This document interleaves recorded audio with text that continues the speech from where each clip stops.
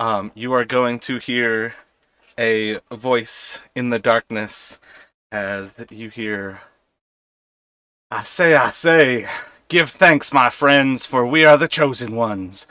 The feast of many things are given unto the sacred chosen ones, and we are them. And as you all awake to the sound of these words, you see bright lights about. You are surrounded by wonderful smells of allspice and vegetables and soups, wonderful spices to the air, almost an acrid acidity, as if in a fantastic kitchen where a wonderful feast is being prepared for you. You smell wonderful sweets. There are pecans in the air. You can smell the scent of apple and cinnamon. There are many fine and wonderful things. It's a nice warm day as you awake to see a dark, striated room about you. It seems a little odd. There's grays and blacks, and it seems as if the black breaks up the grays in these striated patterns. And as you look a little bit further, you see a friendly looking, I still want to say human, but it is a bird. Looks remarkably like a turkey, who is walking around pontificating to himself about the wonders of being the chosen ones. And he seems to be behind this same sort of barred inclusion that you all are in. And as you look around, you would see a few more of these turkey beings that are walking around on their hind legs and kind of progressing to and fro with their wings at their side. This one in particular, who seems to be speaking, seems quite happy with his caged life. But if you all would introduce yourselves, kind of describing yourselves to the others, there are currently three of these large, dark black and brown creatures with big white heads and large red kind of fluffs that sink from their beaks, and then the four of you all. Okay, I can go first. I am tall, very tall and skinny, over 6 feet, with bright blue plumage, dressed very fancy in well, you can see the drawing, but just kind of like a gold vest, a rapier at my side, and I take my wings, hand, whatever you call it, and kind of hold it up to my chest and say, "They've been at a great feast of languages and stolen the scraps." Going over to me, I guess you see sitting lying down back against the cage walls, a rather small figure with white head, great black pools for eyes, and a bright red wattle and crown. He starts opening his mouth, but you just hear a click, click, click, click, and then a "Where thanks." You all are waking up and kind of looking around. You hear for a moment a loud, thunderous sound as there's just uh, a broken. Oh man, why can't I think of the word for this? Repetitive.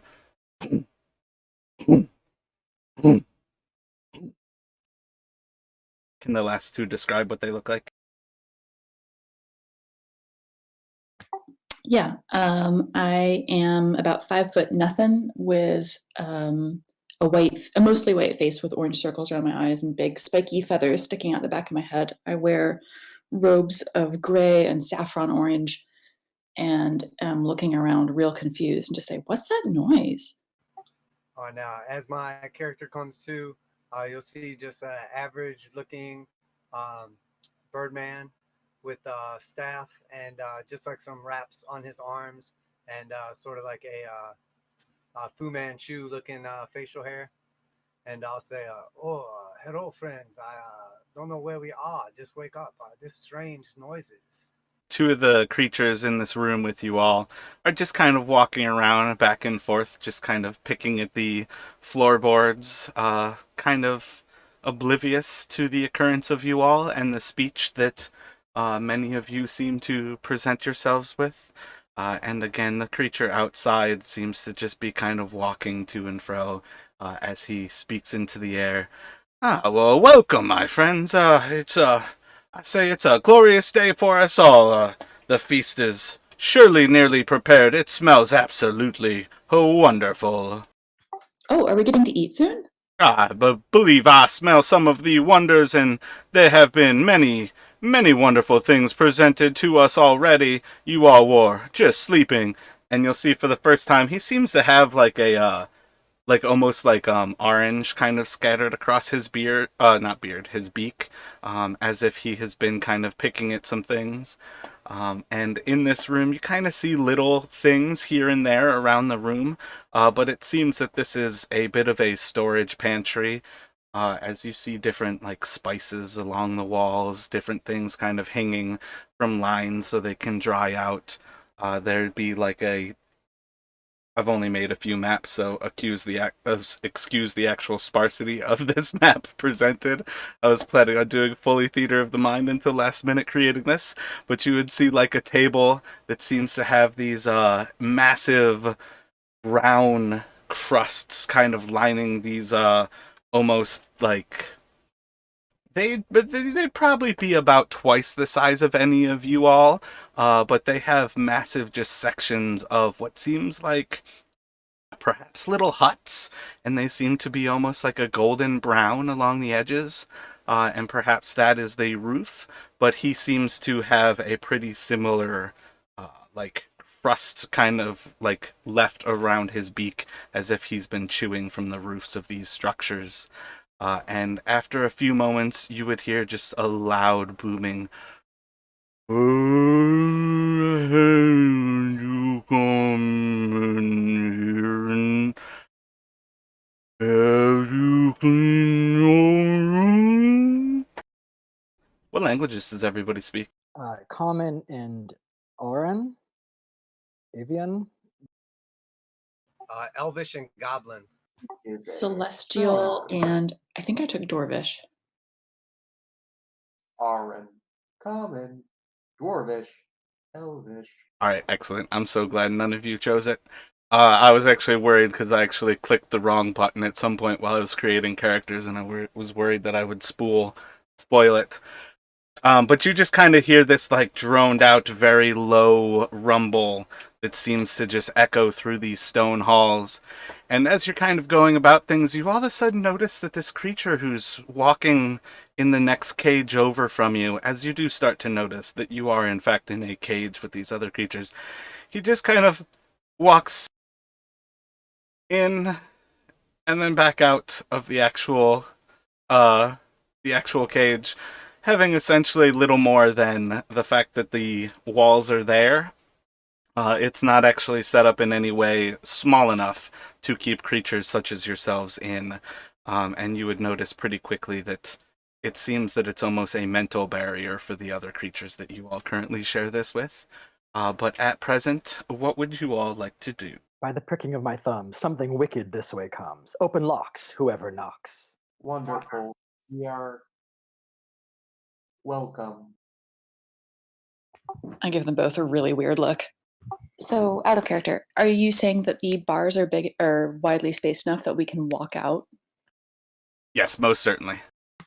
I look around at everyone and it's just like, so are we going to get fed? It doesn't seem like we're going to get fed.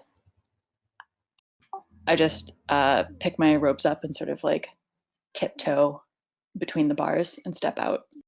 All of the world's a stage, and all the men and women merely players. They have their exits and their entrances, and one man in his time plays many parts. I'm also going to step through the bars. As oh man, I think as Peak starts to step through the bars, and I believe Stolen would be following about in the same moment. You see I believe everybody can probably see the large creature that is making the rhythmic slamming. As you see the back of this creature across the room from you, but a smaller creature will start to walk. Oh man, I keep changing its size because of my push to talk. Starts to walk into the room, and it starts to come closer to you all. And it is going to progress into the room and pick up the pontificating one, the quote unquote sacred one, and drag it out of the room. It is gone now. It's basically coming in right now, and as it starts to drag the large turkey human being thing out of the room, you will hear, "Ha ha! I am chosen! I am the chosen one! The wonders of the day! Ha ha ha!" Lord, what fools these mortals be. Then, as it gets about Chicken-headed. like 60 or 70 feet away from you across the next room, you will hear that same kind of boom as it's like, "Oh, now you have to pick the feather. You arm, leaning north the breath." So as you're heading out, the chicken-headed thing will stand up and follow Stolen and say, "Mm, we are friends. I am why you mean. Oh, wonder how many goodly creatures are there here. How beauteous mankind is. Oh, brave new world that has such people in it. Are you both like members of a cult? Is that what's going on here? You hear a bit of scratching and then fools. Okay. What do you think he's been chosen for? Many For in that parts, sleep of death, what dreams may come. many parts, death. So, like, I've heard about death gods. Is it some kind of ceremony? Should we go find out? I'm very curious. I only know I am only faithful to Akkadi, of course, but I do hear that there are other cults, other temples. We are brave fools. Once more into the breach, dear friends. Once more. There are few die well that die in battle. Chickenhead is gonna look back at the one with the whiskers. We are friends. So, are we going for it? Let's go for it.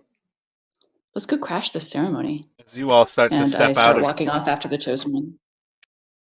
as you all start stepping out of the little room, there's a lot of like refuse that seems like scattered and forgotten around the area, but plenty of it seems to actually be much more impressionable than perhaps just the ill ill thought that seems to have scattered it to the ground. Perhaps these large beings don't really appreciate everything that they just kind of scatter willy nilly. But as you start to approach out of the room, you hear like a rumble, just and there's a just absolutely delicious smell to the air that seems to be some sort of boiling soup or stew. As Peak is gonna head off, I'm going to quickly run up and grab her. I don't know if you want to make that an athletics contest, but No, I'll just squawk and look at you. Like, what? you're just gonna have a shaken head in response. Many parts, death. But what if the ceremony's really cool? What if we just sneak up? What if we just hang back and like peek our heads around and watch? At the suggestion of Sneak, I'm going to raise my hand and with one wing finger kind of make a circle, and I'm going to spend 2 key points to do a pass without trace. I believe that will be I for 10 believe that this minutes. 10 minutes concentration, and if the cage is elevated, then it doesn't count. But I would presume that if they're on the same level, then I can just grab all the PCs for that. Yeah. As long as I think it's 30 feet next to you. For the next 10 minutes, everybody can add plus 10 to their stealth checks. Right, and that's Wow, cool. 2 out of my 6 key points, so 4. At the suggestion of going to see the ceremony, I'm going to turn and say, "Hell is empty, and all the devils are here." You will notice that Kung Flu has just been sitting, legs crossed on the ground, sort of meditating, and all of a sudden he will kind of come out of his trance and say, None of you seem to be alarmed, but I have no recollection as to where I was prior to this or how I have gotten here. Do any of you have any insights to this? Hell is empty. I hear your words, but I do not understand their meaning. I have a habit of kind of waking up weird places after flying for a long time, and so no, but that's not really that unusual. Yes, we are friends. Oh, cool. I'm gonna gesture to the other the turkeys to kind of like follow us. They don't seem terribly responsive. Kind of the most that they've done is really just kind of walked around and like pecked towards you all. But they seem very much to be very large. But other than almost like 2 to 3 times your size, they don't seem to be intelligent in the least bit. Just big creatures. Come, you forward and unable worms. See like the back of this creature still that seems to be far to the south of you all as it again kind of like looks its head to the west and kind of yells out into the stone walls, and you just hear again this booming sound. Have you heard everything? Your uncle will be here. Ooh. I'm gonna start sneaking down, if that's where we're going. But yeah, south. Devils. Yeah, if you all look around this room, you really only have like the one exit out of it. Otherwise, it's probably about like a 40 by 40 room. It seems to be some sort of cellar. Yellow aura is pass without trace. Do you want a stealth check? Or As you Or start just to stealth, moving. yep, you can definitely stealth. Peak Kung Flu, do you two see yourselves on the screen? Have you noticed where you are in the southeast corner of the map? Oh yeah, I see it. I see it. I did a stealth roll in D&D Beyond, but it didn't integrate.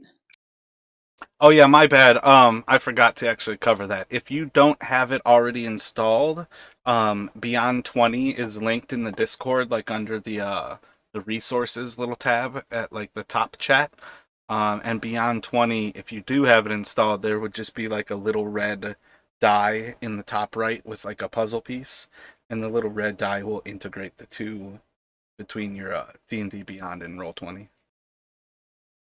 Oh, sweet. Thank you. I'll do that right now. So while Peak is getting that set up, as the two of you start to approach out of this room, see to the southeast of you a large crock that is set up over the fireplace, and inside of the hearth you can hear this loud boiling that almost shocks your ears to be so close to it.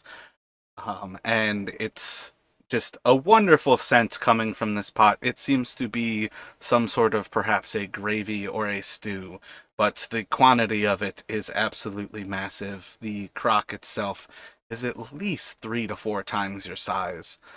Definitely perhaps the size where a entire giant turkey could be thrown into this thing and still not fill it. But you see like little bits of it kind of like boil and jump out of the edge, and this brown liquid just drops into the fire, and you hear like a tss. But still, this creature its back is turned to you all. You hear still that same rhythmic coo, coo, coo, coo, coo, coo.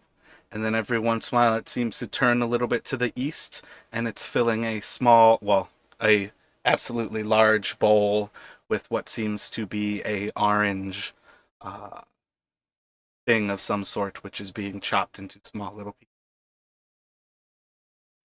As these pouring in, I'm going to point with my wing finger, turn to Stolen, and whisper, "Devils are here, death," and use the same wing finger to make a slicing action across my throat. though this be madness, yet there is method in it. We are friends. I'm going to take that as a yes, and we're going to just sneak up right behind this guy and start pinging him. unless we see anything else. I say, I would not wish any companion in the world but you. You guys are so cute. No, I'm talking to Frank. As you all move up behind this creature,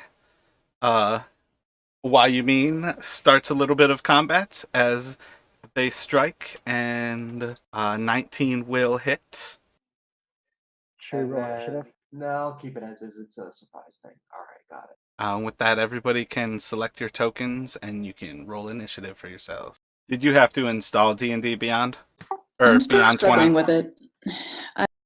I installed the extension for Firefox, and it doesn't seem to be doing anything. Refresh the pages. Yeah, I was going to say, I feel like the refresh might do it. Otherwise, if it didn't show up the little die in the top right, or rather the refresh if it didn't show the die. But if you see the die up there, that usually syncs it as well. But otherwise, I've got you added into initiative. We will do the initial round. Yeah, she is surprised. So it's going to swing back around to Kung Fu. All right. So I guess seeing his team members attack this creature, I will fly over here and I will attack him as well for 20 to hit. 20 hits. I kind of whisper, yell at them like, this all seems a little hasty. We don't even know what that thing is. It might be a god.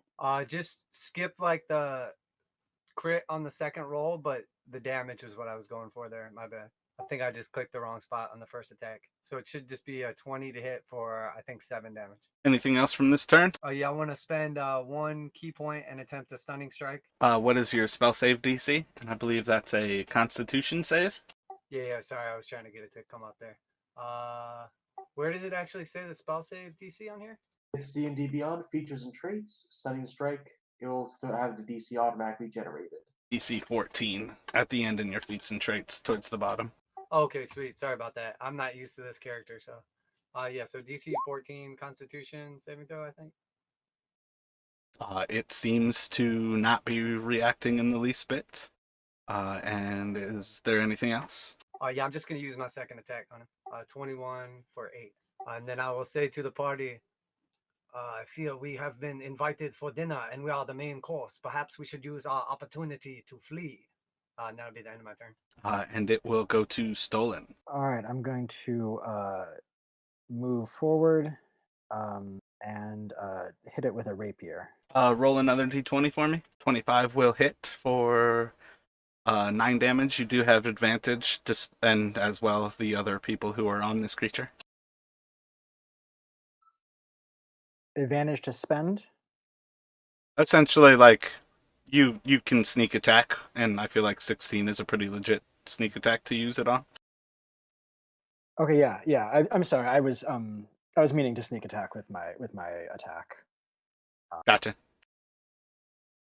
So you hit it for 25 damage, and it seems to be a really solid hit on this creature. It seems to do a good bit of damage. There's a little like splurt of blood that kind of follows the rapier out of this creature's body. Okay, and then I will follow up with a bonus action attack with my crossbow. Roll another d20. 16 will hit for 9 more. All right. And then I will back away and pass it on to the next person. Peek as they approach forward. A few different hits from your bird friends below you or to the south of you. You just have a large smell of almost iron flowing through the air in the moment of these last hits. What would Peek like to do? How is the enemy, I guess I'll say, looking? Is it looking injured, stacked? Like, I don't know, how grievously are they hitting it? At this point would be around when you start to see the first bits of these wounds seem to be showing signs that this thing is bloodied and injured from these quick assaults. Okay, and can you tell me what the icon is to, out of character, I know this, giant's I heard- left? Okay, that's the turkey that was brought out. It's the large... Oh, that's a turkey. Yeah, it was the sacred one. Is it now in pieces?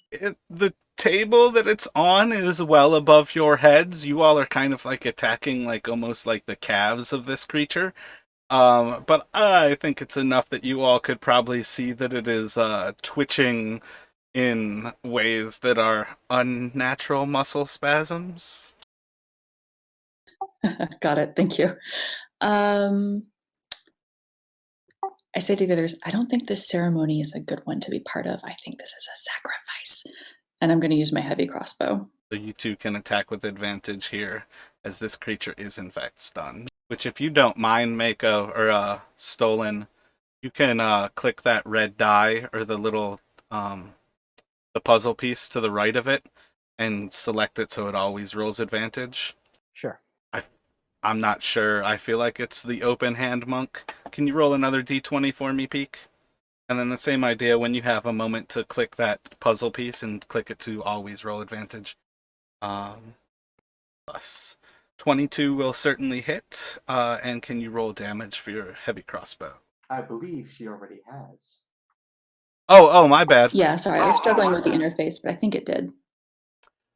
Oh, no, okay. I was going from the 14, and then the 18 was the extra roll. It just so happened that when you rolled damage, it was the same as the 18. Like, it rolled another 18. Oh, wait a second. Got it. Oh, the roll I think that I you rolled did. damage first. Yeah, I got you. That definitely psyched me out. I didn't even notice that it was a D10 on the first one. So we'll still take that first damage, and it will do 14 from essentially the, 25 to hit. So it will go to... Is that the end of your actions from Peak? Yes. So I believe why you mean it will be up to you to react to the situation. This creature is bloodied before you. There's a crossbow bolt roughly the size of your arm sticking out of this thing's belly at this point. Or I guess it's kind of the back, like near its spine. Devil's Death. A 17 will hit. Second attack. 27 will hit. One key. Fury blows. 24 and 19 will hit. So as the last blow kind of lands into this creature's calf, it seems to collapse down into the ground, and the unabated fall from the 40 feet above you as this thing's head kind of comes down. It's a very long time that this thing has to fall as it crashes into the ground. But as it falls to the ground, you just hear a massive as its head meets the stone, and just more smell of iron and a flow of red just fills the room about you all as this thing dies before you. And then to round out the turn, I'm going to hide beneath the cabinets. So you can roll another stealth check as you hide into the cabinets. That was meant to be normal, not advantaged. So that's a 31, not a 38. I'm sorry, I'm still struggling to find where I can set it to always advantage. So on the D&D Beyond, there should be a Beyond 20 button right near your name. If you click that, you can adjust the rolls there. Yeah, it's the little red button that we have to click for Foundry. I guess really it's not always roll with advantage. It's always roll twice is the more important one. So you all hear this loud crack as this thing's skull splits open across the stone, and looking for the name, Why You Mean, kind of ducks under this table and kind of hides beneath the area used as a cutting board above, and a smell of iron pervades through the room. You'll hear the loud rumble of boiling from the hearth to the east of you all. What would everyone like to do as Why You Mean hides? I'm severely grossed out by the corpse and going to maybe investigate the hearth really quick to see if I notice what the big rumbling sound is coming from. You can roll an investigation, but as you start to look into it, there's a large cast iron pot that seems to be hanging about 5 or so feet above your head, and every once in a while you see like a gray fluid, like a gray-brown fluid kind of pop out as the voracious boiling kind of boils over the top a little. Okay, more gross sacrifice stuff. Are there any other sounds that I'm aware of right now? Can you roll that investigation though, still for the hearth? See if I can give you Oh anything yeah, else. sorry. Yeah. So there's some sort of a gravy being rendered in this cast iron pot that's actually on the actual hearth itself, like hanging above it. But this area, there's just like plethora of scents in this area. There's sweets that seem to be crossing your sense of smell, like pecans and pumpkins. As you kind of look up, there seems to be some more of these structures that almost seemed like huts in the other room, and you get like another sense of perhaps there are pecan and pumpkin pies being heated up on top of the hearth itself. And then, as you want to try to hear other things around, do a perception check for me. And Kung Flu and Stolen, what are the two of you doing? Um, Noticing why you mean hiding, I'm say, uh, "Come, let's away," and kind of like motion towards the the the hallway out. We are friends, Flea. And Kong is going to be just kind of looking out into this area and observing how many chairs there are and how we only see one of these gigantic creatures. Can I kind of see if I can poke my head around the corner and see any more of them or any signs of these other creatures or where the noise was coming from? You can do a perception check as well for what you see. Peak, as you kind of like listen around, you're pretty well covered by like this boiling sound being so close to the hearth itself. But that rhythmic thumping has stopped as you all killed the giant before you all. But as you kind of listen, you do hear at least like the first hints of two different voices coming from the west. But basically, at this point, you all would know that you are currently in the kitchen, and it would appear that there is only the turkeys to the north of you, and then out of this doorway to the west into what might be the rest of the home. And you all are roughly about half the height of the chairs that sit at the table to your view to the west. I'm gonna try to go this way, but like stealthily, but go into the dining room. Chicken-headed, why you need will follow. Same stealth. As you all prepare to move into the dining area, you can certainly do a group stealth check again. Everybody's still with Pass Without a Trace. And by the way, my my description of the chairs was for that 5 perception. Wasn't really gathering much more than just kind of uh, the level of how small you are in comparison to these creatures about or the creatures that are expected. Okay, I'm gonna look around, and if there's nothing around right now, I'm gonna kind of try to uh, sneak dash under the table. As you all start to kind of pass through this area and are starting to eye this way and that to try to figure out if it's a good time to make a dash for the table, you do hear a slow thump, thump, thump that kind of speeds up after a few moments. You hear a slightly less booming but still loud voice as Mom, I cleaned up my room. It's done. I'm going back to play. Uh, and the big creature that you all saw come through and take the sacred one away runs back through to the south and heads into a room to the west. Are there are there doors here, or is it all kind of open? Where you all are in this, for now, seeming to be some sort of stone house or keep, it seems to be doorless in these areas, though I believe Stolen and maybe Kung Flu have a sight of an extremely large, almost 60-foot tall, massive metallic or stone door that seems to be to the south of you all.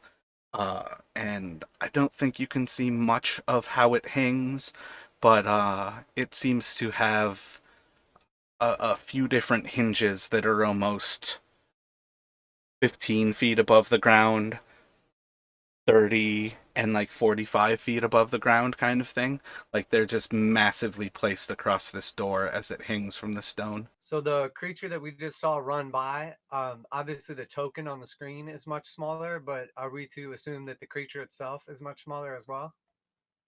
Yeah, it was probably about 10 or 15 feet tall when it came in. It was just slightly bigger than the actual turkey that it picked up, but is still in comparison to the creature that you all have knocked down, is tiny, if not it's almost the size of you all, though it is still much larger than you all. Perhaps this one is going to play outside and we can follow it to our escape. And with that, Kung will attempt to stealthily follow to see where the creature went. I think our good thing would to get a good position in this room for stealth. So yes, under the table. I think if Wayumin moves into the table, um, you would have a pretty good sense, yeah, of where your kind of ranges are that you can keep everybody kind of inside of that. But you all feel pretty stealthy as you're kind of moving about here. You are able to spot this creature seems to be underneath another massive table, though it is not nearly the same size. The chairs, though slightly smaller, are still almost 3 times your height. It would be the type of thing where this creature could almost climb them like a ladder to get to the seat itself, but they are certainly not necessarily chairs that are created for this creature, and it seems to just be kind of on all fours on the ground, playing with this large wooden object that seems to be some sort of rectangular, and he's kind of like slamming it into the base, the legs of the table itself. Does the door have like a handle? Yeah, as you all move like underneath the table and you take a look for the door, you are able to spot the first signs of the handle, which is almost 40 feet above the ground.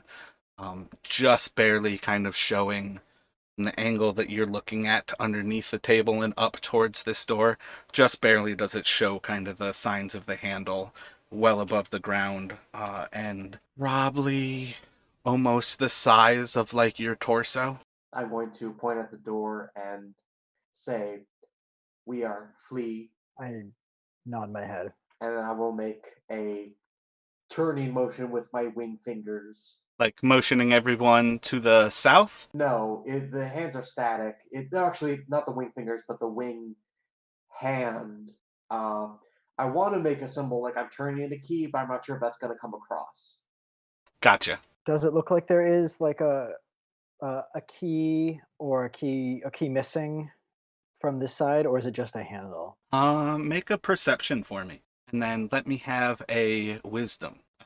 As you kind of look out from underneath the table, taking a look over this door, you're both heart like drops and is elated in the same instant as you look out and you see these massive metallic rectangles that kind of protrude a little bit from the doorway itself, and you quickly notice that while this door doesn't have a lock that you could pick, it is a lock that is a thieves uh, bane, and you see that it is actually set up to have a like um almost a beam dropped behind the door to bar it shut in a far more sure way than a lock could ever do.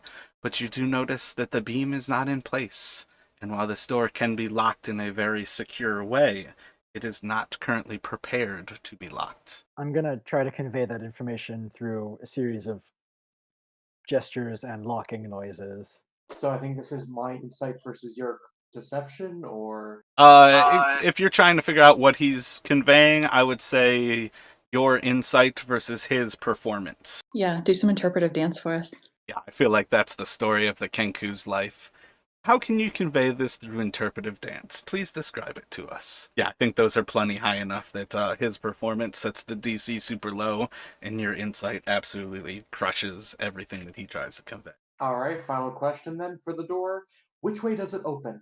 You all see the hinges on this side, so I would say it is pretty safe for everyone to guess that the door opens inward. Chickenhead is gonna look around and see if there's anyone with wings. I think the other two who aren't us both have wings. I've been chugging coffee this morning. I woke up super early. I am going to take a quick little break and be right back with you.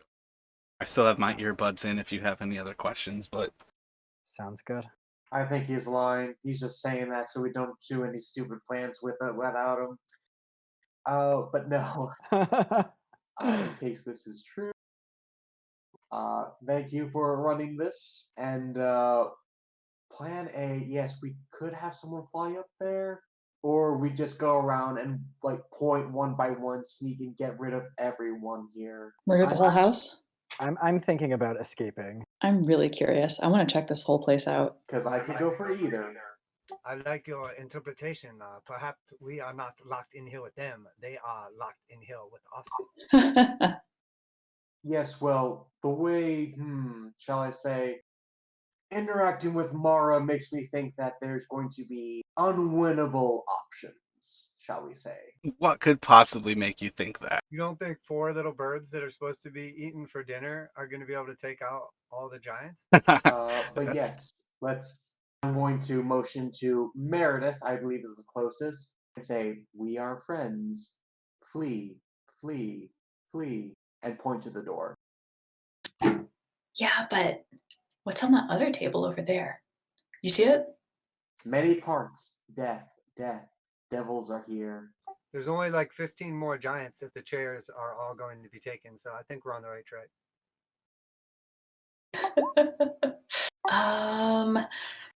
And that's in character, and I'm just sort of looking around at all the options. I'm gonna move over to the north side of the table and see what I can see just peeking out from underneath the edge really quick. Do a perception for me as you move around. As you look off to the north, I feel like you would have the first signs of there seems to be another like well-wrought room that seems to actually be like constructed with stone masonry. And then the first little bits of like rough stone that doesn't seem to be finished in the same way. But otherwise, you kind of just see this long hallway of almost 60 or 70 feet, and then just a massive room on the other side. But otherwise, it seems pretty plain. There does seem to be barrels, like extremely large barrels, maybe like 15, 20 feet tall, kind of stacked up along the back wall. But it seems to be some sort of another kind of storage room, though it's not the same level as the like pantry that you all awoke in. It seems to almost be like cold storage type of stuff. Okay, can I do the same thing for the western side of the table and see what I can see and listen to what I can listen to? Well, around this moment of you all kind of peeking about and looking about, you will all actually hear as the two creatures off to the west start to like run around, and they start just beating the living shit out of these massive, large red creatures that seem to be kind of like crawling in from the edges of the room. And though the smaller one that you have already seen seems to be like well matched with these creatures that they fight against, you will see for the first time the biggest of them, still probably about 30 or so feet tall, though still massive, is almost like in single hits just dispatching these large creatures that seem to be some sort of three-part beasts with massive butts, 6 legs, and big mandiblars. Yikes. But they are almost like fighting these things in joy, as they kind of like run around and like smash at them with a club, and the larger of them seems to have a massive greatsword. Can we see the hole where these creatures are crawling out from? Roll a perception for me. It seems to be that they're kind of coming out of the stone. You don't see in particular where they are coming from. Okay, I'm gonna head down. So is the handle that is on the picture kind of roughly the same type of handle that uh would be that is in real life? From what you can tell on it, let me have an investigation from you. From what you can tell looking at it, you can't really tell if there's really a mechanism to this door, so much as there is something to pull on, and then the actual latch is the like tree slash beam that is set across the locking mechanism. It's the hooks that kind of hang from it. So what I'm gathering is it doesn't sound like it would necessarily be possible because of how massive the door is. We probably couldn't pull it open or anything like that. I think that is a pretty successful thing for you to surmise, both as your character and the brain behind the character itself. That if you want to try to escape this way, you are likely waiting for someone to arrive and hoping that you can sneak out at their feet. Okay, then I want to head over to the west and see if I can kind of like quietly watch where these or these big red creatures are coming out of, and see if that might be big enough for us to sneak through.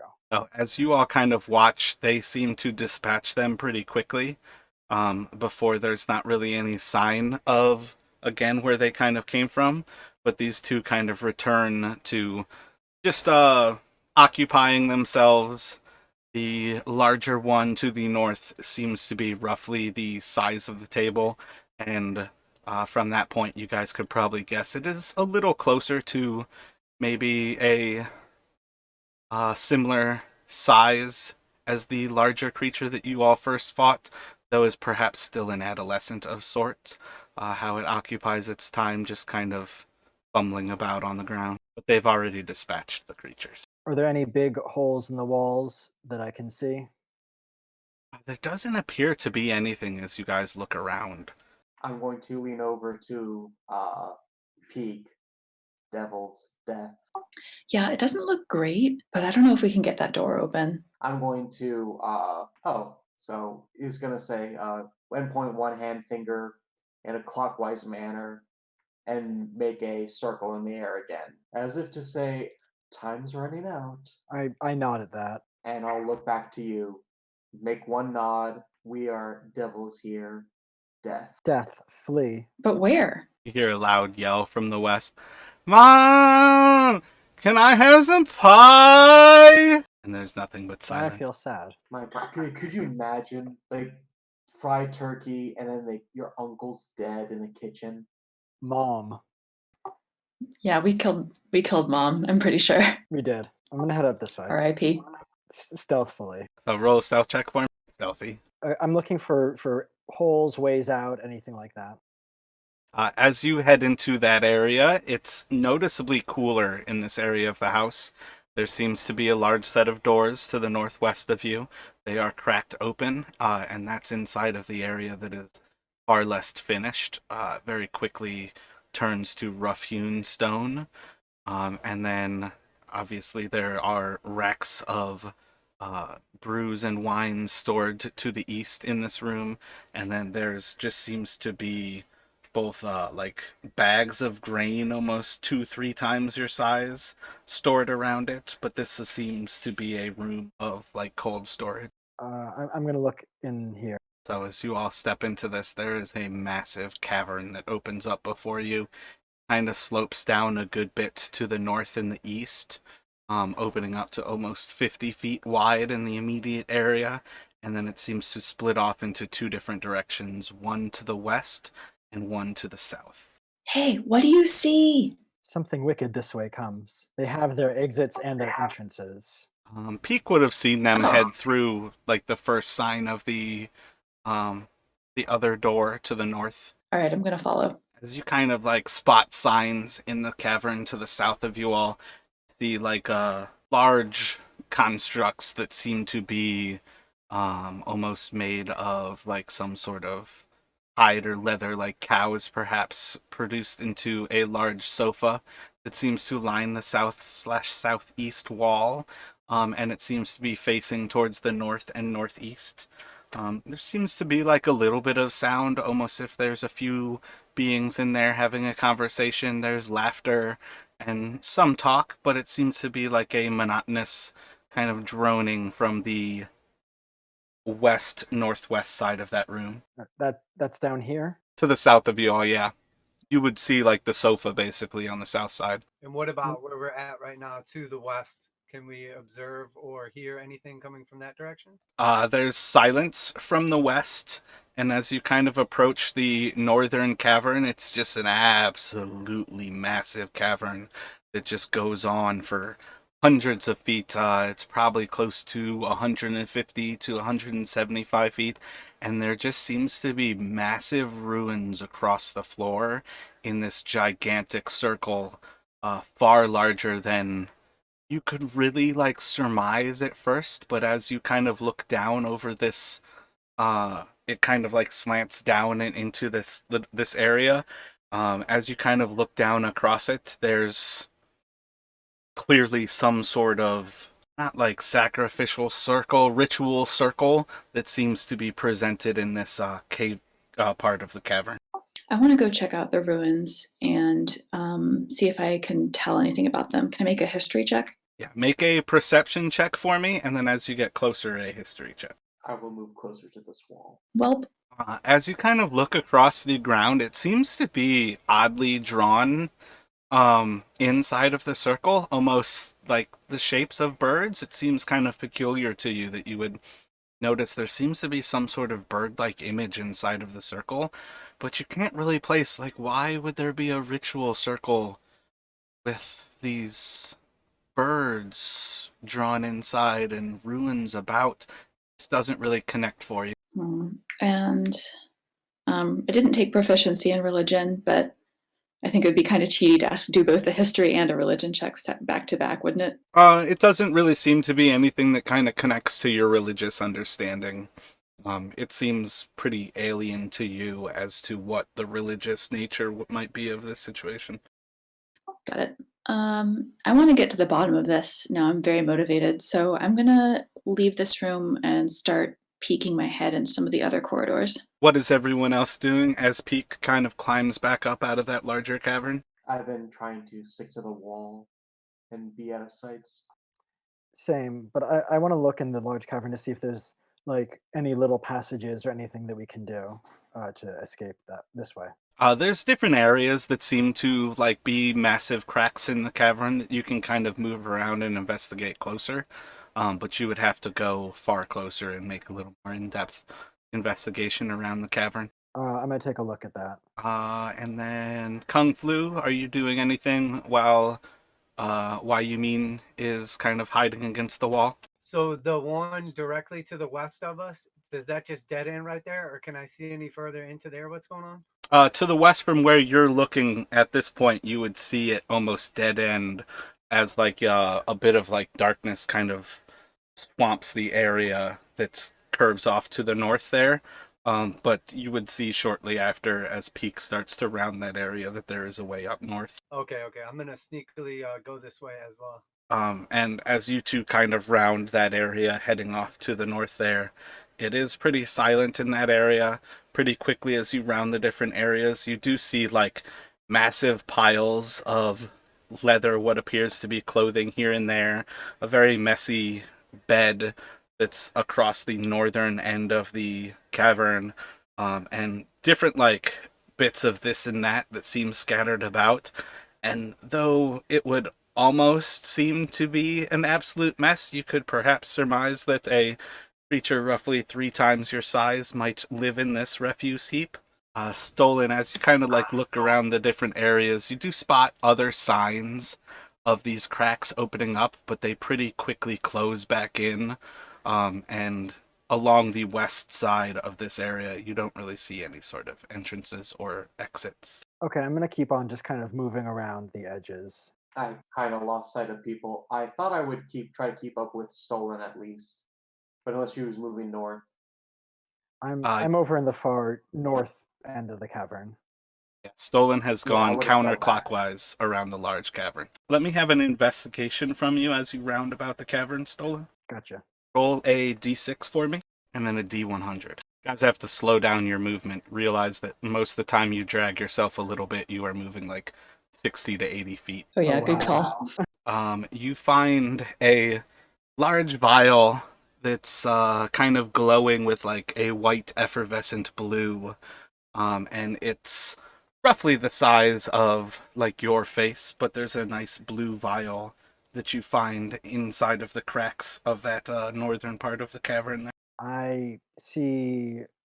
I don't know. Can I investigate it further to see if I can learn more about it? You can do either history or arcana. A little bit of your mind kind of throws back, like, I feel like people in the gladiator pits used to carry things like this, but you can't quite recall what it was that they used it for. I'll take it with me and put it in my bag. So what is everyone else doing at this moment? Wondering where the hell everyone else has gone. And I'm going to, I don't know. I'm going to, yeah, stealth south and see if I can get a better view of what's going on there. I would like to fly around in a circle above these ruins and see if I can tell what they say or any signs of like blood or anything that would like make me have an idea what's going on right here.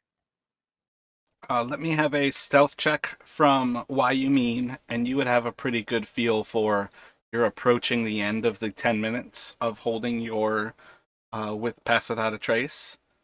Um, and kind of as you round the area, you see like a large glow from like the northwestern end of this room, and it appears to be where the actual sounds of conversation are coming from. And then a perception from Kung Flu. And what were you looking in there for, Kung Flu?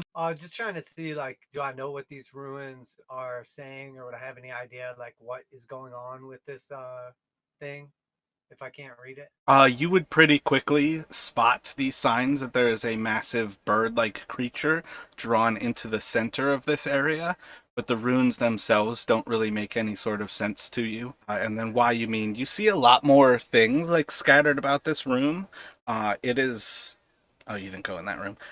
It is organized, and things are kind of like kept almost stacked here and there, but there's still like plenty of little things like about this area, but it seems to be this is some sort of living area for the family at that There's a point. sitcom on TV, got it. But yes, and getting close to the end of the bonuses, I'm going to shoot people away, and we're going to, I don't know, try to regroup with the others wherever the hell they are. I think Peak would at least have spotted that Kung Flu had headed off into the north as she returned into that direction. Yeah, if there's nothing kind of immediately of interest here beyond other sort of living quarter rooms, then I'm going to follow Kung Flu.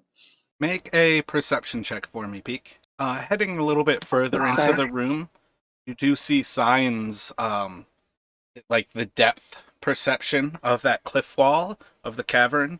It does seem to be opening up almost in the same way where the child's room was like north, and the cavern kind of hid the turn in the actual wall. But you do kind of like, as you go to like turn around, the last thing that kind of catches your eyes in a last moment of thought, you like, there might be a little bit more to the south. Okay, I'm going to turn around again and go check that out. Are there any obstacles that I need to get elevation to see over here? Like, if I fly, will I be able to see more? You can certainly try. Most things are absolutely massive in reference to your size. This room is probably almost 60 to 70 feet tall to the ceiling. The cavern that you first walked into with the runes there was almost 100 or 200 feet tall. Dolan, are you still kind of like circling around that room, or have you stopped in that area with like the potion in hand? Yeah, I'm still kind of trying to see if there is something that's a way out. I wasn't wanting to keep on moving while other people were talking, but I just kind of assumed that I'm just sort of like circling the whole thing, looking for some kind of escape. And if I don't, then I'll just end up back at that at the opening where I came in. Yeah, after a few minutes, you would still make that round and end up at that same point again as you kind of curve around the northeastern edge is at about the lowest point, and then you almost walk back up to head to the southwest. Okay, so no passageways out. Nope, not really. There doesn't seem to be anything. There's massive cracks in the rock, but they don't seem to lead anywhere.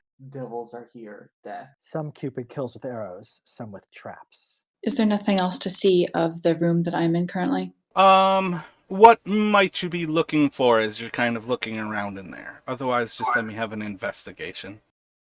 A way out, or some kind of any windows or any interesting smells, I guess, that are like fresh air rather than cooking smells or the sort of like lived in smells that we've been used to. Yeah, there would be much less of the actual smell of the cooking. Some of it still like permeates through this area. But you're getting a lot more of like a musk of actually like lived in cavern, and perhaps like different bits of almost like earthy mycelial tones of like mushrooms and things that would grow in the like damper, deeper areas of the actual halls here. And then the only thing that could possibly be a way out to you is the path to the south. Otherwise, that room seems to be almost a self-contained bit of like an entertainment room. While you all are going about this, though, you will hear a loud scream coming from the southeast. And it's a pretty like frightening shriek at first, and then after a while you hear another like a little bit more booming of a voice kind of cross over. I believe everybody without a roll could probably surmise that the kid got over waiting for his mom to respond for pie and has gone to find pie to eat and found his mom has been injured. I am now very sad. Devils are here, death. So, Peek, as you start to look to the south, there's a large room that seems to, or a large hall cut into this cavern that seems to pass about 60 or 80 feet to the south of you. Kung Okay, Flu, I'm you gonna would keep hear going. the Do I hear first anything? signs of like booming, boom, boom, boom, boom, boom, boom. Something appears to be preparing to or running to the north here. All right, I'm going to duck back behind this wall right here. Peek, you hear almost like a scratching kind of echoing off of the stone. There appears to just be like a and it's almost like rhythmic how the scratches happen, but there seems to be some sort of a sound coming from the southwest of you. Okay, I'm gonna keep going and check it out. So as you kind of hide behind the wall there, you will hear the rhythmic thumps as the two large creatures run past you. And the wail of the one kind of like Doppler effects as it gets like low to just a loud shriek. And then the one running behind it kind of seems to be almost trying to calm its smaller counterpart. But they are clearly running through this room and appear to be heading for the north there. And peek about that moment, you see the first signs of an extremely large creature that's almost 60 feet tall, just at a large table that seems to be slanted up to the side. And this creature seems to be drawing some sort of thing in this central area. And it's like a massive wooden construction with this rectangle that's slanted at a slight arc away from it. And it seems to be drawing this massive circle, and it's drawing some sort of form on this. There's a lot of scratching all about this whole surface that appears to be drawing on. And then let me have a perception or investigation, whichever is higher for you, Peek. And then what you mean, stolen, and kung flu. You all either see these creatures running past you, kung flu, or you all hear this like loud booming sound coming towards you. What is everyone doing over there right now? Does it look like there's enough space to hide behind the door if the door gets pushed open, or would I get crushed?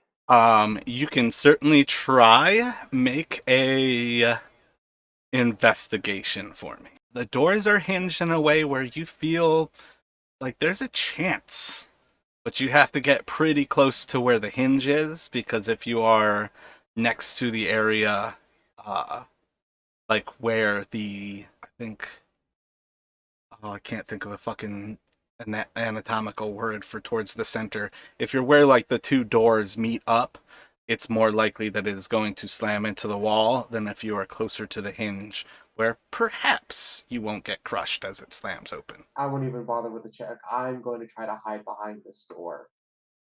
Same in that far corner. So the two of you can duck into that crevice. They are going to quickly run past, and those doors are going to slam open. Let me have a dexterity check from the two of you behind the doors. And Kung Fu, are you just kind of sitting there as they run past? Check or save? Just a check. This will proxy then. Oh no. Yeah, I'm staying like stealthily, like out of sight or whatever. But I intend to. Okay, first I have a question. For the monk's unarmored movement, it says it adds 10 feet while I'm not wearing armor or wielding a shield. Is that only to my walking speed, or does that include my flying speed as well? I would say that is only your walking speed. Okay, that's kind of what I was thinking because it says speed, so I just assumed it was my walking speed. Um, I would like to stay roughly like 60 feet behind them. What is it? Peak is the other Aarakokra? No, it is your Yes. flying speed. You've got 60 flying speed, which is 10 extra. But it's all set. If you click your speed, it shows you your actual speed. Oh, cool. Okay, I just saw it in the big box. I didn't realize I could like interact with it like that. Awesome. Let me get a stealth check from you as you hide there, Kung Flu. So Peak, let me have a intelligence check from you. Just raw intelligence? Yeah. It can be. I mean, if you've got investigation, it can be an investigation check. I don't, but I'll roll it anyway.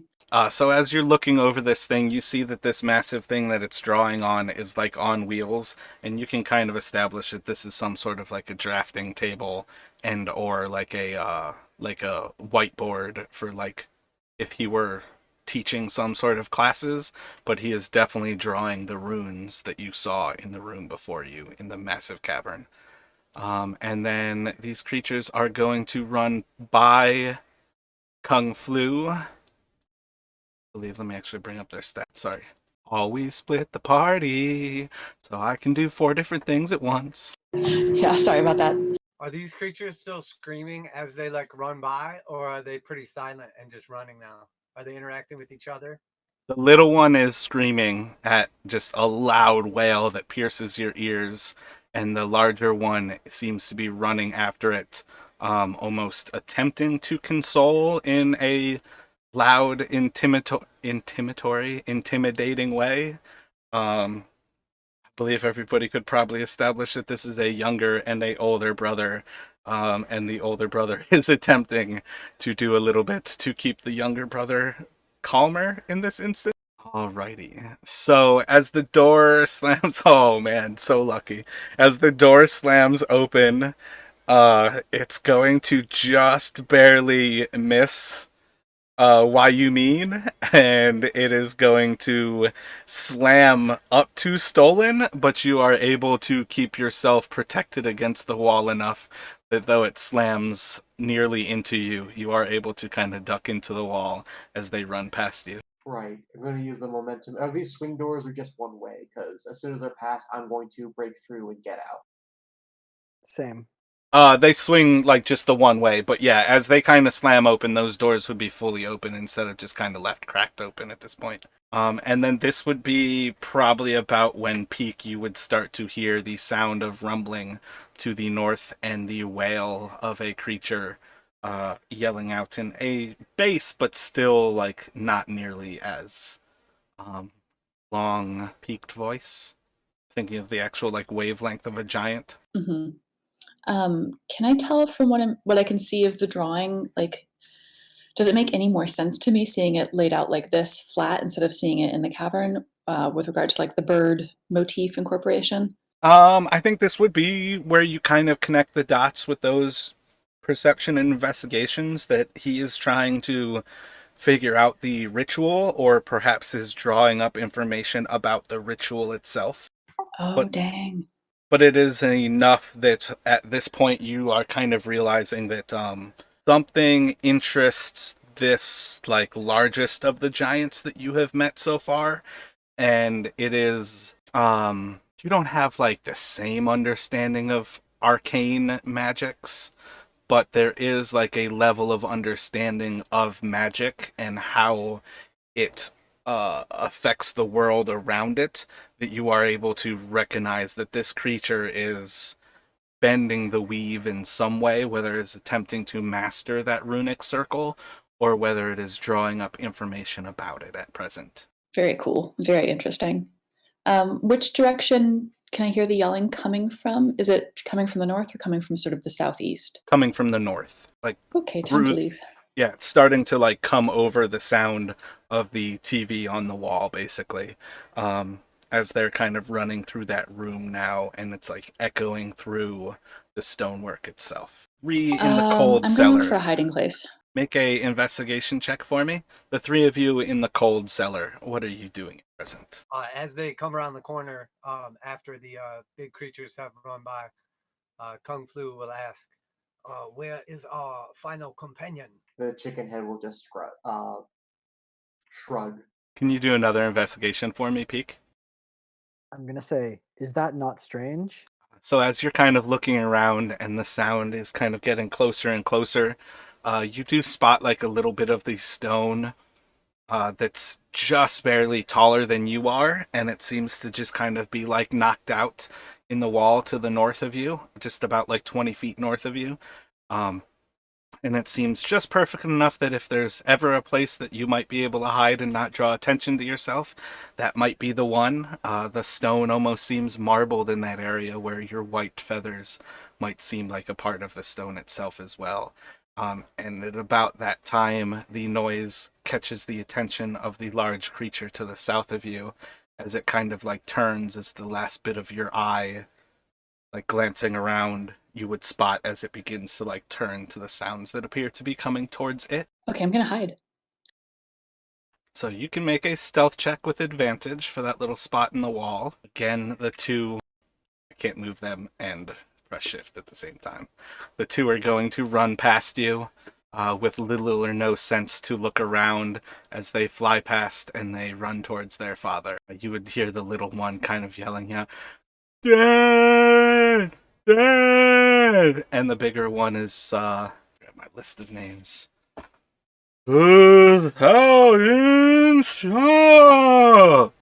And then as they get inside of this room, there's a large bit of arguing happening.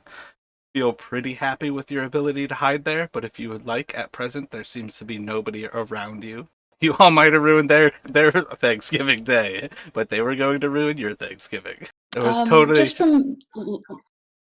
Go ahead. there was totally a little bit of a throwback to Rick and Morty and the oh man, I can't remember the fucking That giant sauce from cashew. Mulan. But I was just thinking, I'm like, man, they're gonna be so Szechuan. small. Yeah, the Szechuan. Like, there's all these dipping sauces that are cooling on the main table there. Like, it wasn't meant to look like a meal just happened. It was meant to be like this is a day or two before Thanksgiving, and they are doing all of the prep of the stuff that you can cook ahead of time. So there were going to be all the sauces across it, and I was totally going to at some point have one of the giants walk in and just pick up the sacred one and dip it into the Szechuan and just eat it in a single bite. Oh man. Just as like a little bit of like chicken nuggets throwback to the Szechuan sauce. Yikes. Very yikes. I bet. Um, What were you thinking, Meredith? Oh, I had a question. Just from watching the kids tear around the corner just now, do I have the sense that they're faster than I am? Like, if I start running north now and they hear me or something, would they be able to outrun me? Make a wisdom check for me. It can be, you could do like a, oh no, an actual check, not the save. Could be a Sorry, I perception clicked on if you wisdom, but have perception. okay. Hell, it could be I medicine as don't well, actually. though. That's something I didn't take a skill in. You could do just the I medicine do check have there. medicine. The littlest one's legs are almost like stepping, like twice your body length. These things have a much larger gait than you could ever really imagine. But you can easily fly in this area, even in this smaller hallway. It's still like about a 60 or 70-foot ceiling above you. Okay, I'm gonna go for it and get out of here and fly stealthily. You can certainly start flying away. Do another stealth check for me. This will just be a normal one. But otherwise, you do still hear loud commotion from them in what appears to be the father's study. So as the three of you are kind of looking around, like, what did we do with the Holy One who is with us? Did you guys forget her? Did you guys just leave her on her own? And everybody's just kind of looking around. What would you like to do? We are fleeing and are going to direct south. I'll follow. I would just say, as the giants have rounded the corner and those two came out, we have lost our element of surprise. There goes our advantage. And as you're saying that, they're already like 50, 60 feet south of you.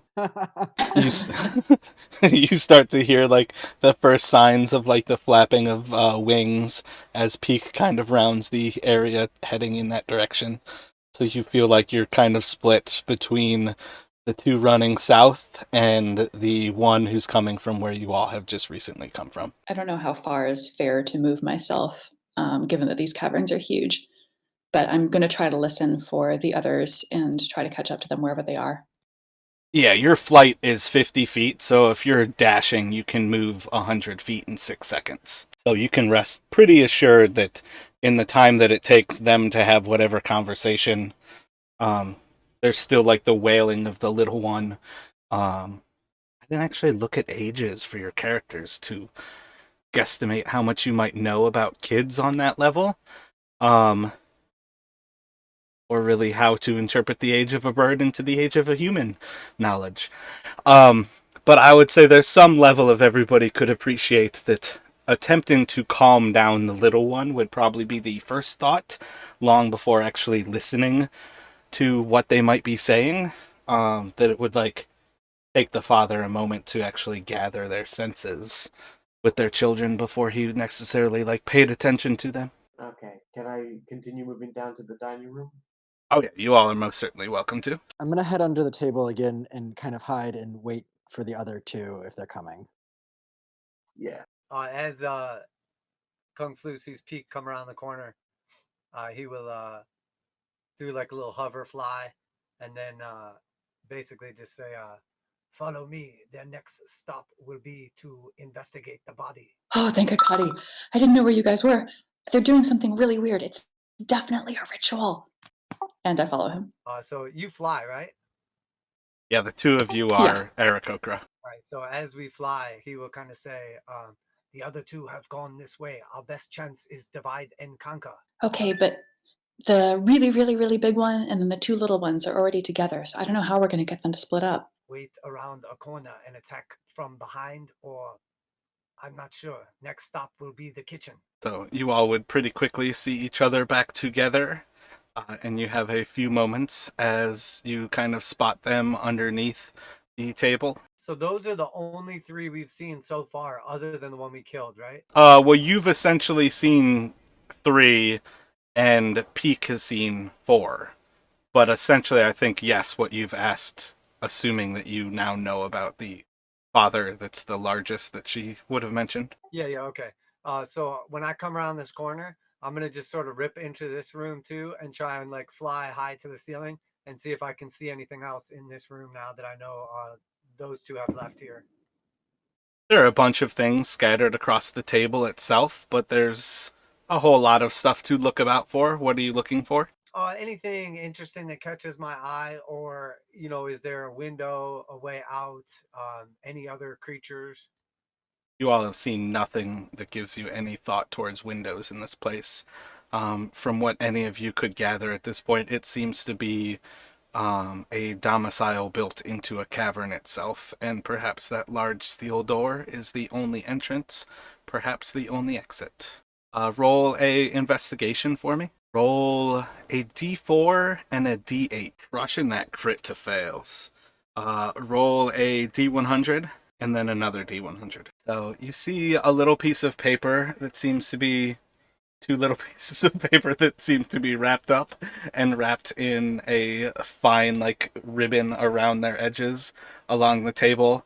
And for some reason, you feel compelled to pick them up and grab them. How big are they in relation to me? They're large, but they're not like extremely large. It would be almost like a large kind of blueprint size. And you said they're wrapped up like wrapped like a map, kind of like. They're like rolled and then tied with a ribbon around them to hold them rolled. Affirmative. Yeah, okay, I'll grab those two things. Am I in a position where are they sitting on the table? Is that what's going on right there? Yeah, they're on the table. Am I in a position where if I was to unwrap one of them to see what it said, or if I could see what it is, that I would be able to rewrap it or stash it in my pack or anything once it's opened? There's some vague level that you think you could. Okay, well, I'm gonna open one of them while I'm still at the table and I have the opportunity, just to try to figure out what it, and why I'm Roll compelled to grab it. roll like any die. I'm looking for odd or even. Even. So you unroll it, and it appears to be some sort of spell. Make a religion check for me. As you kind of like look across it, it seems to outline different ways of using divine energy to enhance one's abilities through magical means. Is it like in a language that I would be able to read or use, or is it in like giant or whatever? No, like you're reading in common, the actual like scroll work. Okay.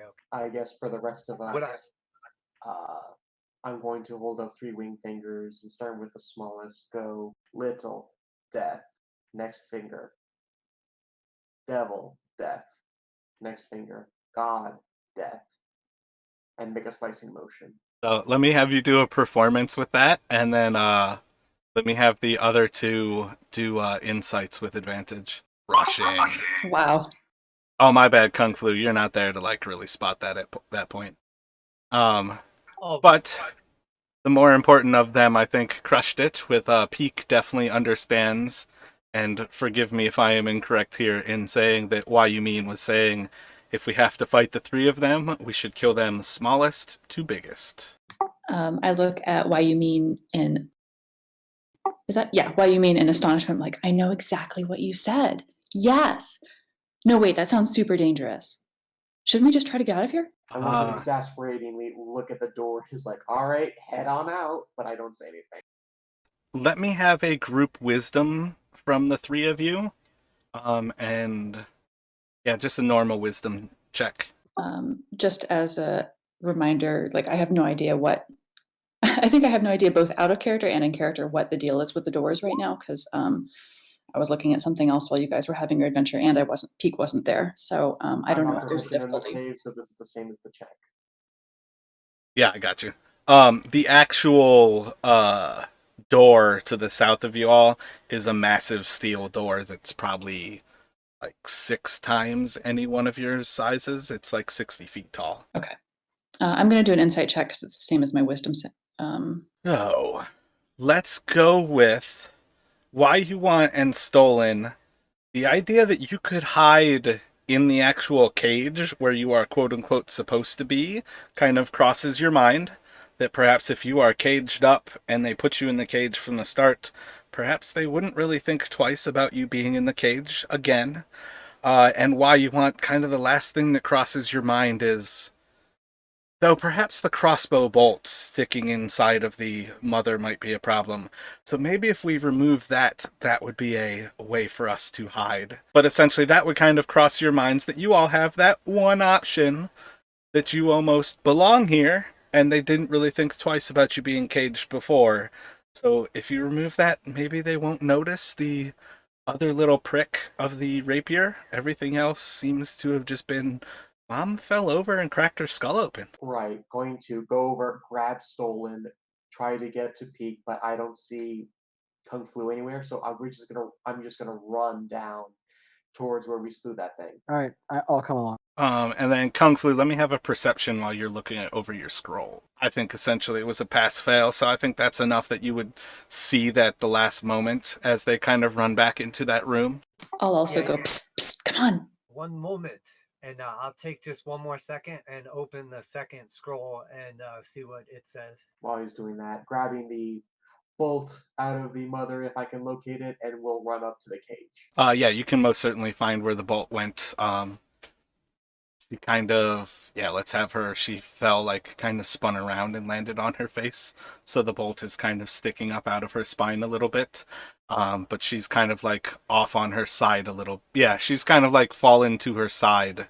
And is more or less presented in a way that, yes, you can remove the bolt. As you look over the second scroll, it seems to outline another arcane sort of magic. Again, let me have you do an Arcana check, Kung Flu. It outlines like a way to kind of use the power of death to reach out and steal the life away from an enemy using the cold hand of death. Interesting. Okay.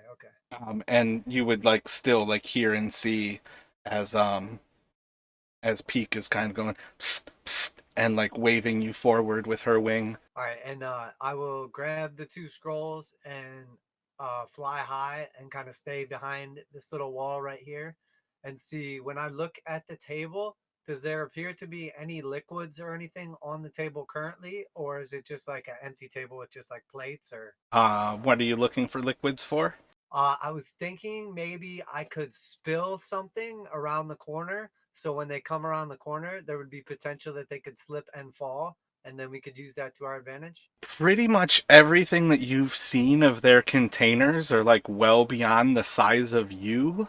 I don't think it's the type of thing where even like the smallest of their things you would be able to necessarily manipulate. But like the table is like covered in a lot of things like different dishes. There's like a casserole of sorts that seems to be like kind of cooling down. There's some more pies, like crusted over with like golden brown breading. There's a couple of different loaves of bread, as well as like a cast iron pan that seems to have like a yellow bread inside of it.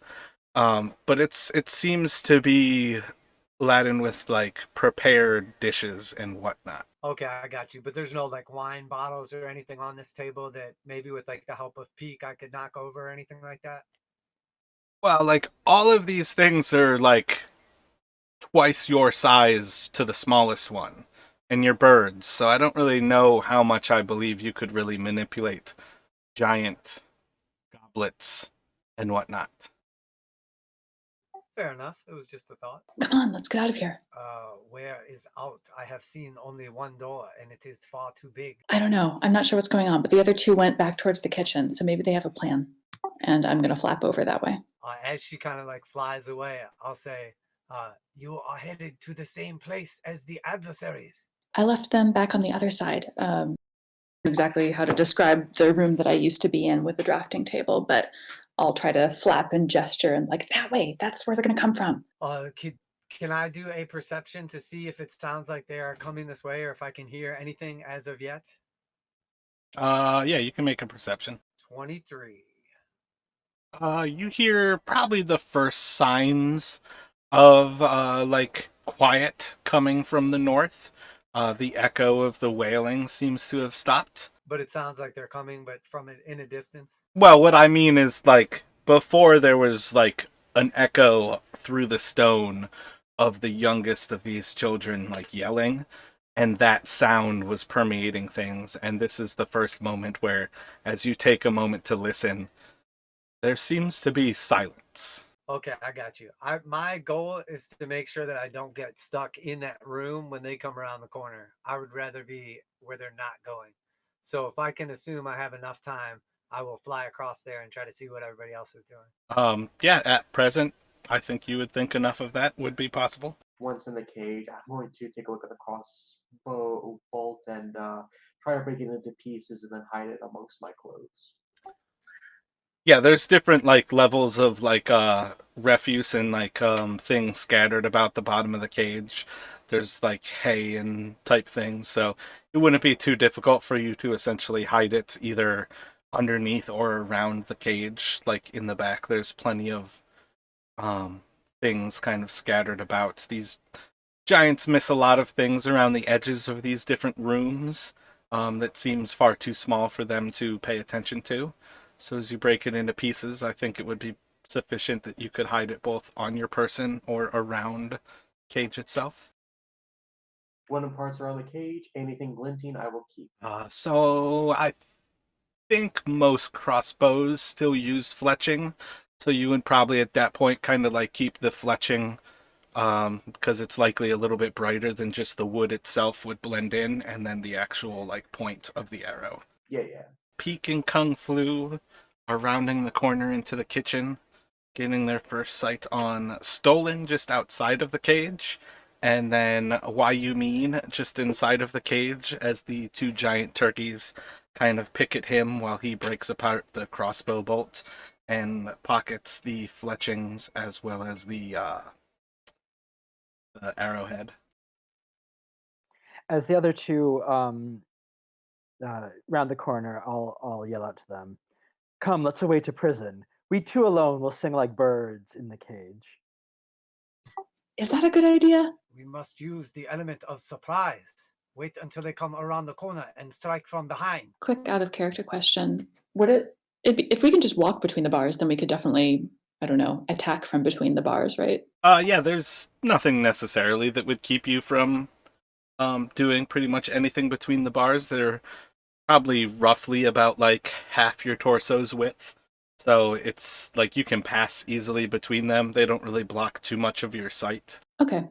In response to the question, it said, birds caged, alarm fools. I really hope you guys have a plan and that it's really cool. I don't know about this, but I follow them into the cage. After pocketing the fletchings and tip, I will sit back and casually lean against the bar and twiddle my wing thumbs. You will see me again when you need me most. And with that, I will fly away. Fools. And I'm just going to wait at this corner until I hear them coming. And then when I do, I'm going to duck back like right around that corner so they can't see me, assuming that they would be running to the body. You would hear them pretty shortly here as they start to like progress through that area to the north and start to make their way south. In lieu of anything else, I'm not sure it's going to happen, but I'm going to start to attempt to make a short rest. You could certainly try. Yeah, I don't know how events are going, but I want the timer to start here if it goes through. It would be about at this point where you all would hear the booming voice say something to the level of, "Oh, take your brother away. Oh, fine.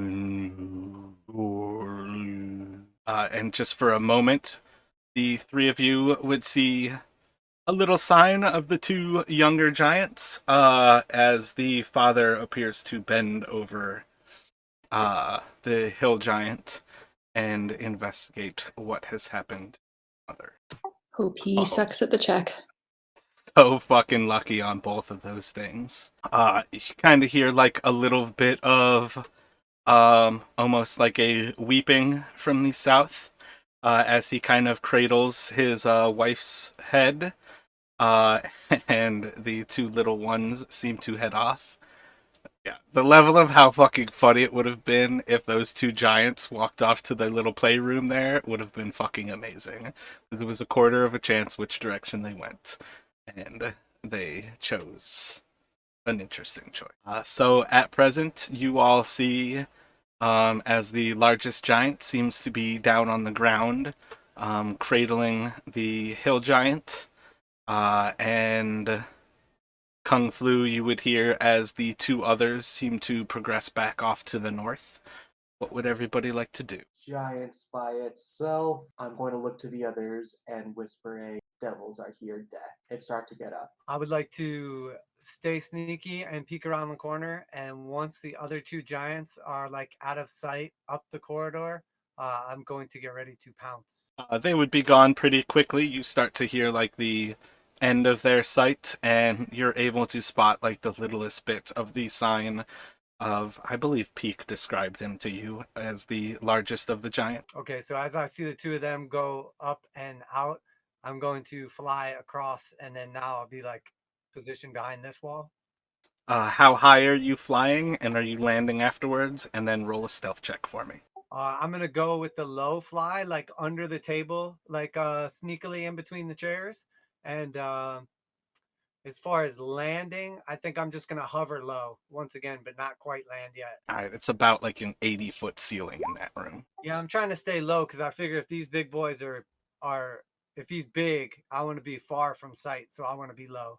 As you cross the room, you kind of get like the slightest sense of like a glow of red, as it seems like almost as if a fire is drawn into the direction of the dining room.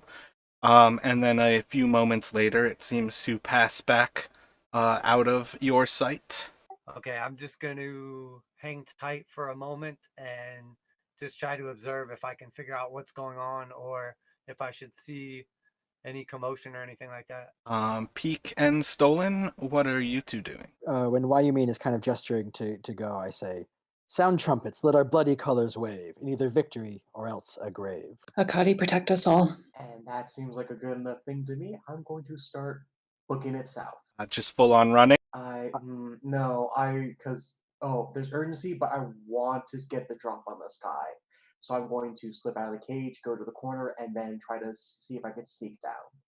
Same. Let me have a performance from Stolen. As you all sort of gesture from inside of the cage to start to move, you see the first signs of almost like a red glow from the south seem to kind of like passing to and fro, looking north, looking west, and kind of just glancing around the room, almost as if a like bullseye lantern were just like crossing around this room in many directions. Okay, so want to avoid the bullseye.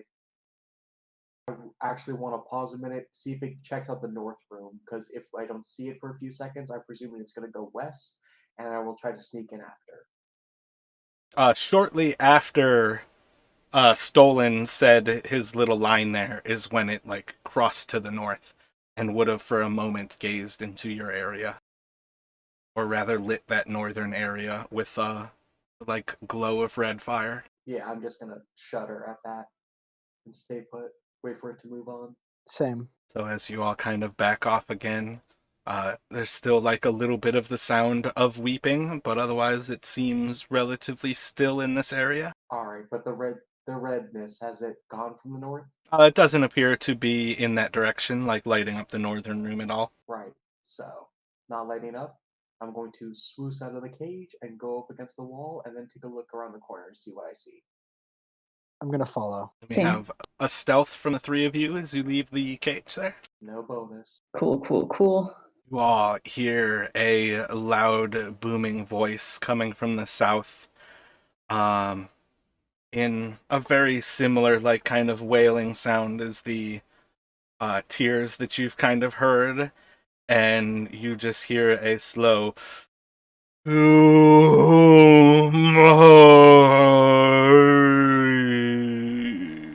Death, death. and the creature kind of stands up holding its wife's body, and he rounds the corner, or like turns around and stares directly at Wayumi. Gonna freeze for a second, but remembering the words, glory, and I will run up to it. This is, I'm gonna try to scratch its eyes out. Yikes. You all can select your tokens and enter initiative. So, Stolen, as Wayumin rounds the corner, and again you kind of see the like deep red glow of fire light up the northern ends of this room. What would you like to do? I am going to yell, "At this hour, lie at my mercy, all mine enemies," and run forward. I'm gonna try to get in range and shoot it with a crossbow. Feel like it's already too cruel, but at disadvantage as it is carrying a massive giant's body in its hands. Oh no. That will end up sinking into the mother's body as the crossbow just plucks into the deep flesh of this creature. If this if this one shot was to get us out of the mindset of like things going bad, I'm not sure it's working. But anyway, I'm going to use my bonus action to shoot again. I'm gonna throw it out there that while I created young giants for some things and I created some creatures, the fire giant is straight out of the monster manual and probably not one of the giants worth fighting. Again, the arrow will sink into the mother's body in front of the giant itself. And I believe that would go to Why You Mean. Right. Action to dodge and moving my 40. And then that would go to Peak. You can do your movement as you will, but I'm thinking about casting Fog Cloud or Sleet Storm, but it's been a minute since I used any of these spells, so I need to look up their effects really quick. Oh, their ranges aren't even that big, and we're in a really big space. Fog Cloud's 120. I feel like that's within where you're at. Yeah, and Sleet Storm's 150. I think you're inside of that range. Okay. Yeah, you're like 70 feet away. Now, the radius of those are, in fact, smaller than the radius of this creature, but... Well, I guess no, radius-wise. Yeah, It's a little bit I larger. said range, but I meant radius. It looks like at first level it's 20 feet, and then at second level it's 40 feet radius. Yeah, and this thing is a 30-foot radius, or a 15-foot radius. Wait, no. Okay, shoot. It's I think these are 15 feet wide. So it's 15 by 15. Okay. I have some spells created underneath templates, but depending on what you want to cast, we can always size those because they don't really scale well to when I change like the pixel width of the grid.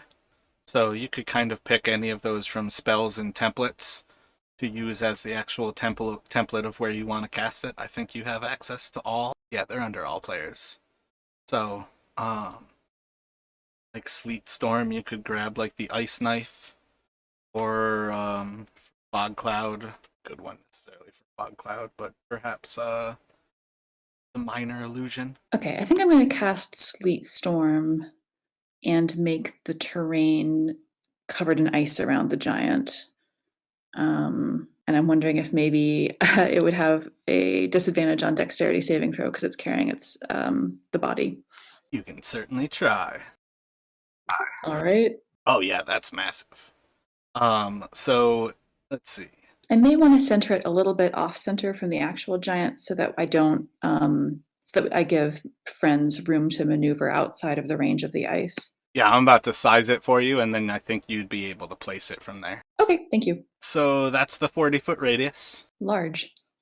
I think I'll try to do something like that so that we can squeeze around the outside edges. All right, I think that's good enough. I don't know. I'm not having great success at finally adjusting it. Maybe make it a bit right for the doorway.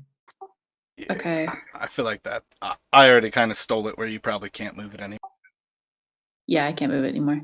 But I think that would give you an exit path out of there as well, as otherwise accomplishing what you were thinking. Does that sound good? Yeah, that looks good to me anyway. If anyone else has suggestions, but that's kind of what I was hoping for, was like to leave an exit path.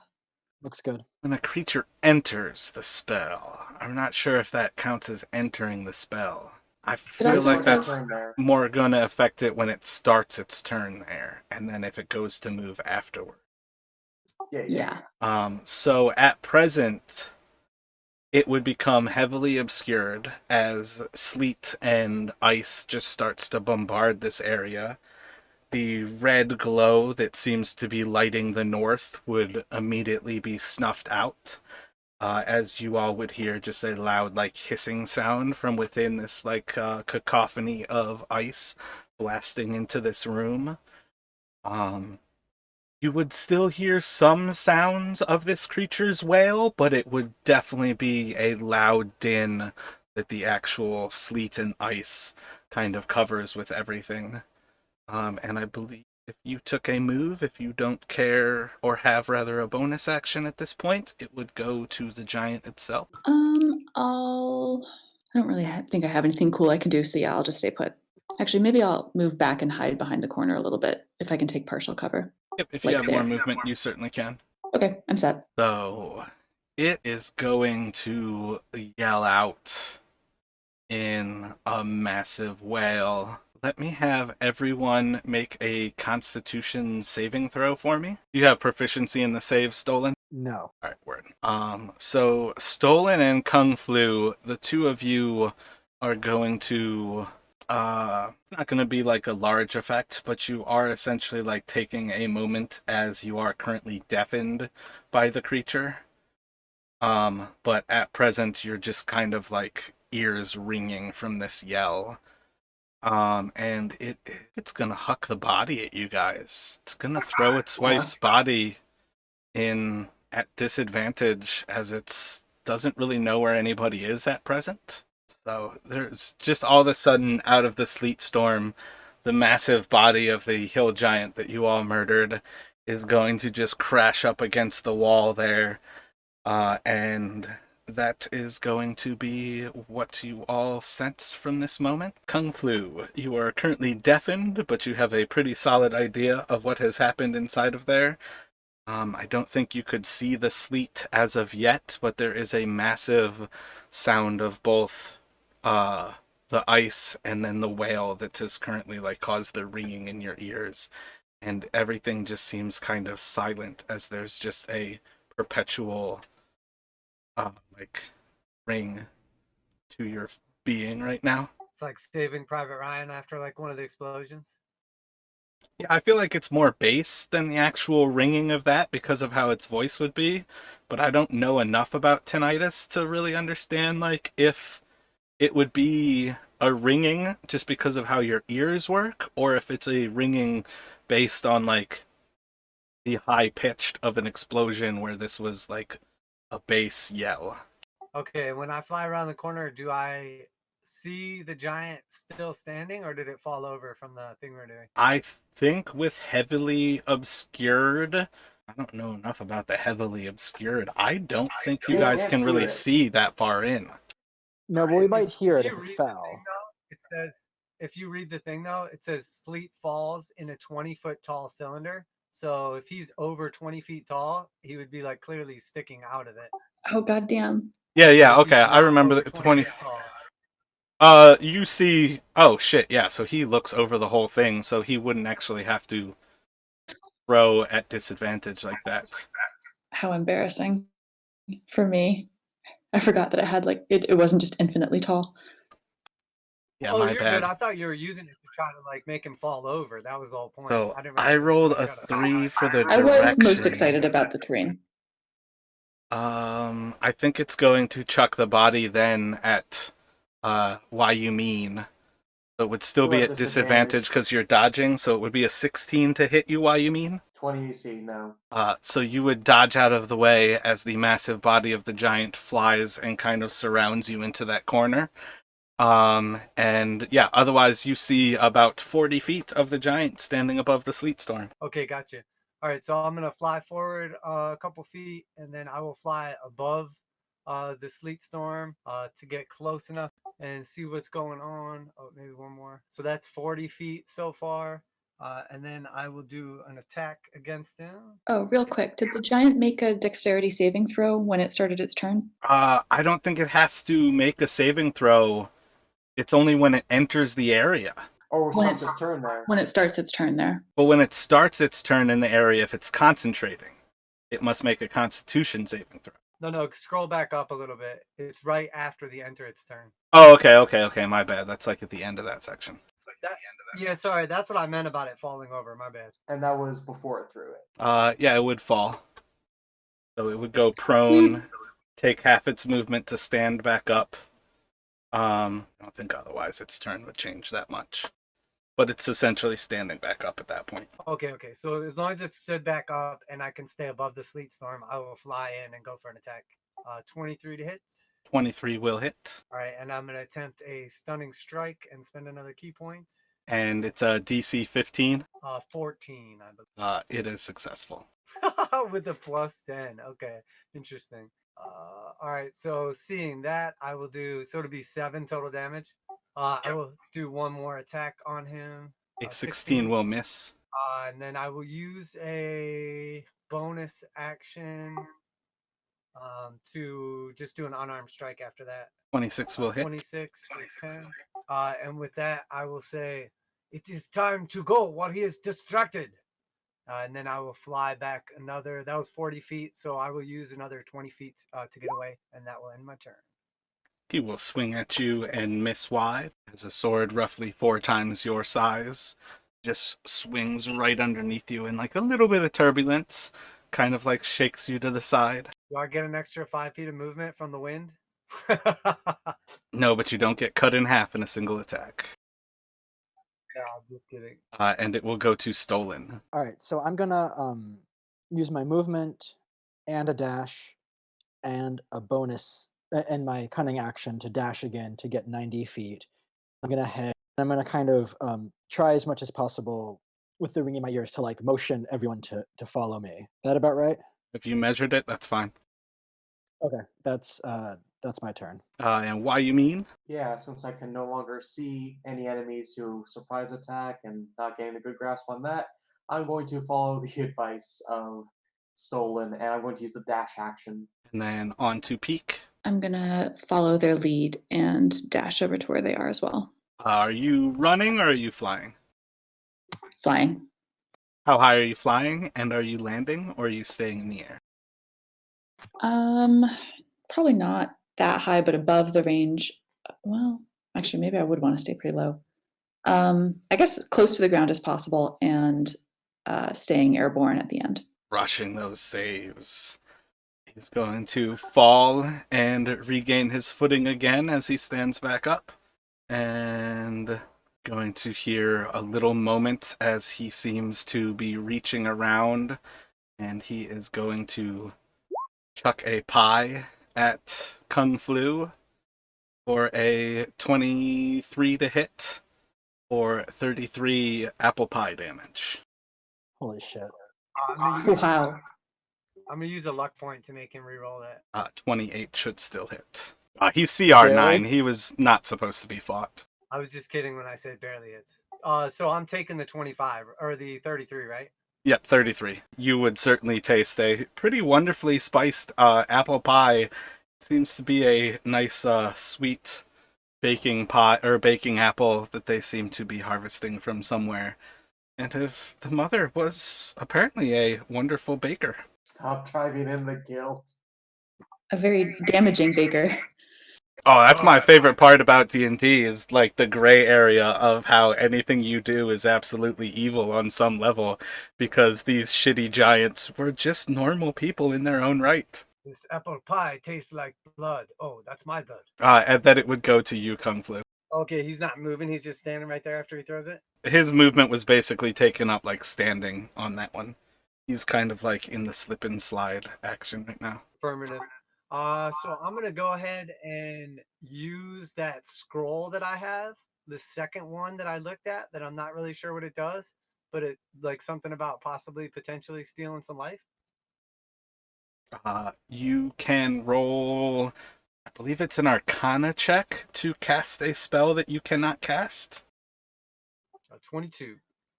So you can cast Chill Touch Is the Arcana check to see what it is or to see if I can use it? to see if you can successfully use it. Like the scroll itself gets used regardless. And then it's just a check to actually see if it functions when you don't have the ability to cast said spell. Okay, I got you.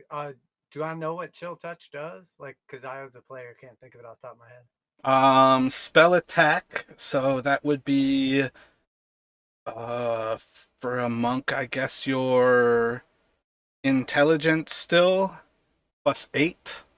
What's your intelligence bonus? +4 probably. It should be Wisdom for a monk, right? Oh, monks have a spell. I guess your DC is 14, so yeah, you have a +3 in whatever your spell bonus is. Yeah, that's what my Wisdom. Yeah, so you have +3 to a D20 roll to try to hit it with it. Okay, and like I'm already casting the spell just by attempting to use it, even without knowing what it is, right?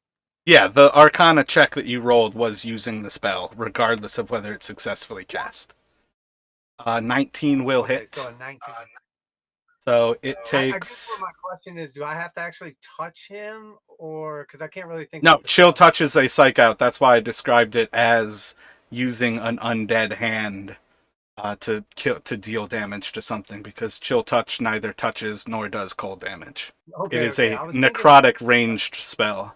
So I think it is 2d8 at level 5. So we'll do 15 That's damage 15. to him. He almost Does doesn't that look perfectly healthy. Oh boy. does it have any other effects, or does it literally just damage him and that's the end of it? I believe chill touch actually lowers his movement by 10 for this round. No, it's only against skeletons that does anything else. Like against undead. Nice. Yeah, it can't regain hit So with points, and then like ghosts and skeletal creatures. Oh no, yeah, it's just the hit points. It can't like heal for the next turn. okay, I thought it had something to do with healing, but for some reason I was thinking it I might be forgot that I healing him. could do But yeah, that. okay, sweet. So with that, I will fly. Still have a bonus action, but that takes my whole attack, right? Casting that. Yep, that was your attack using the cantrip, or that was your action rather, not your attack. Okay, so I'm just gonna fly 60 feet away then. To right up. And then we'll return to Well, Stolen. I guess as I fly around the corner and see everybody, I'm gonna say, perhaps we should devise a plan. And that'll be the end of my turn. So I'm gonna try to, and I could roll performance for this, but I'm gonna try to convey. Basically, my plan is that we try to get the giant to attack us while we're standing in front of the door, and dodge out of the way, and maybe he will break the door, and we can sneak through a crack. Is kind of what I want to convey through pantomime and noises. Yeah. So do a performance at disadvantage. So let me have the other three do a insight just straight. I mean, definitely normal for you to work with interpretive dance. He is clearly trying to show this effect of hopefully we can use the giant to open the door for us. Yeah, I think everybody would kind of gather overall that that's the idea. So with that conveyed, I don't know if it's a good idea, but I'm gonna head over towards the door, and then I will pass my turn once I make my movement. And then to what you mean? Actually, yeah, I'm actually gonna run over to the door and I'm gonna take the dodge action. All right, so in lieu of the ganging up on each and beating the shit out of them, this one will work fine. That's a dash action and using one key to use the dodge. No wait, I don't think anything can get to me, so yeah, it's just going to be a dash action, and that'll be turn. And then to peek. I'm gonna join them over by the door. And I'm thinking about casting Shatter on the door, but it looks real strong, so I'm not sure if that's worth my time. Oh, and I can't because I'm maintaining concentration. Never mind. I think you can cast a spell. I don't even think with Shatter takes concentration. Okay. I was forgetting the last campaign I played in had sort of loosey-goosey homebrew rules about concentration and how it works. So I was forgetting what was legal actually by the book and what was quote not. my other campaign way back when, you had Shatter this entire time. Yeah, I don't see any reason why you wouldn't be able to use Shatter against the door. Although the loud ringing noise when you guys were sneaking about would not go over well. Yeah, that would have been not very stealthy. Can I prepare it as an action? Is that something I can do? Like hold until a trigger goes off? So when you are holding the spell, you're casting it regardless, and you just wait to use your reaction to loose it. If that trigger doesn't happen, the spell is burnt and gone regardless. I'm not entirely sure what you would wait for as a trigger, but I would say it's not necessarily likely that there's an advantage to be gained, because you're burning Okay. it regardless. Yeah, I was thinking about, I don't know, I wasn't sure if the giant knew we were over here and was going to try to come to us or if we were like attempting to actually hide. But I guess, no, the plan is to get the giant over here to open the door for us. So yeah, I'll just go ahead and cast Shatter on the door. AC would be, oh, I don't know how to make a Constitution save for a door. Um, If it's an object, the save will be a disadvantage, but that's all the hope I can give you. I think the object that isn't magical will just take the damage regardless. If I'm interpreting this text correctly. Yeah, that's what it says. A non-magical object that isn't being worn or carried also takes the damage if it's in the spell's area. Oh, wait, but you guys are really close to the door. That's going to hurt you. The door is very, very big. and you're only making a 10-foot radius. So you could do it probably over. Oh, I can't click because of the avatars. Give me a moment. But over on the left-hand side, you might be able to do it. Okay, yeah, that works. Or the right-hand side by the handle. Actually, let's do the hinges. Try to mess Good. them up. Good call. Been listening to this. Seems appropriate. There's 3 different hinges, so you can aim for hinge, or you can aim for the door. Which one do you want to do? Hinge. All right, so you can destroy one of the hinges. I will take out the top one. And then it will go to the giant. You will be falling again and standing back up. What is your DC peak? It's like 15? 15, yes. Fucking giants got that shit fucking dexed. And then to Kung Flu. Let's see. I will. Let me see. Let me see. I'm just gonna fly right over here. And just want to make sure there's nobody coming from the other direction at this time. And then I will take a. Just want to get like out of sight up here, just flying, and then I want to take a dodge action. How high are you flying? I'd say. Would you say it's about 80 feet tall? The room is The halls are 60 or so. 60 feet tall. Okay, I'm gonna fly at like the top of the hallway and do like a hover dodge action, like all the way up in like kind of like the top part, and then you will notice that I'm extremely bloodied also, and that is the end of my turn. And then to Stolen. Noticing Peak's success at taking out one of the hinges, I'm gonna kind of try to motion for that to happen again, and I'm gonna, yeah, I think just kind of stay here and dodge. And then what you mean? Right. Seeing success of the hinge being blown out, I will go over to that side and is the lowest hinge within my height? I'm like 5 feet. I have 5 foot reach. It's 15 feet up, and then the middle hinge is 30 feet up. Right. That's not happening. Hang on. I need to look at equipment. Pretty sure that's what I said at the start. 15, 30, 45, and then the door itself That is sounds 60. about fair. Yeah, I'm just gonna let the big bird try to blow those out, and I'm going to make a click click noise with my finger wing guns, indicating the other hinge as I don't have any range, but I know someone who does. I will go up, kind of try to go to the side of the door as much as I can and take the dodge action. And then to peek. I'm gonna do an encore. So roll for the damage again. Middle or the lower. Middle, please. That will destroy another hinge. And it will go to the giant.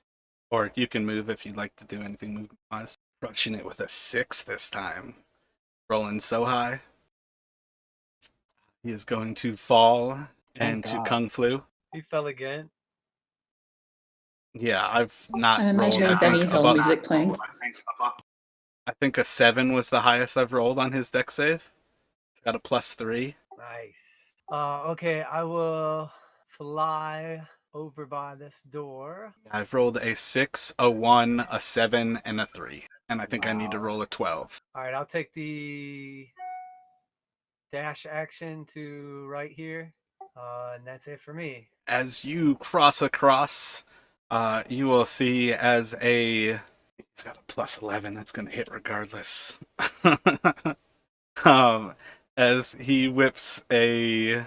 Yeah, he was holding it regardless. As he whips another piece of confectionery delights at you, you are going to take another... My bad, I already rolled that's a hit on it. 23 bludgeoning as you pass by. If I don't get any cover from the table or anything, I'm definitely just using another luck.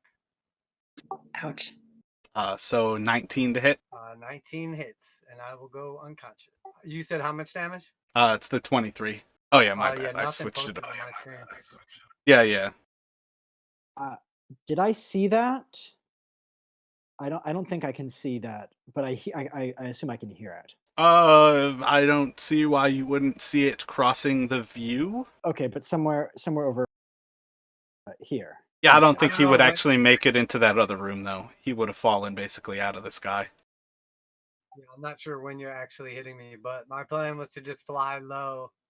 So whenever you actually like take your throw is where I'll go down at, I imagine. Yeah, it would be pretty much as you came out of the hall, not even to the table yet.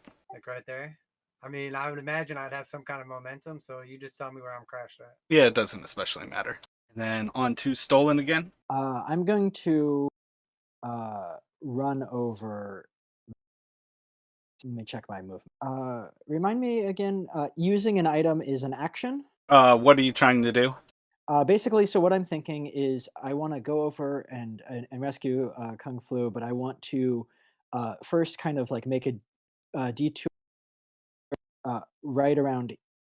You cut out on me. You want to. Okay, I want to go over and drop some ball bearings and then continue on. Yeah, it That would end up actually taking includes your use an action. item. Okay, that would be my action.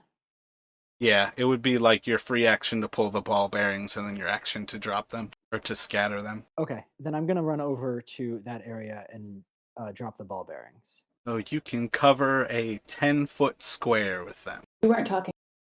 Sorry, whenever I drag my character, it also moves the map, so I got all fucked up. Anyway, I'm gonna run over to about here, and I'm gonna drop them in kind of a 10-foot square. I'll draw it. All right, I don't know. I'm having trouble drawing things because it also moves my map. So somewhere there-ish, kind of as you round this corner. That?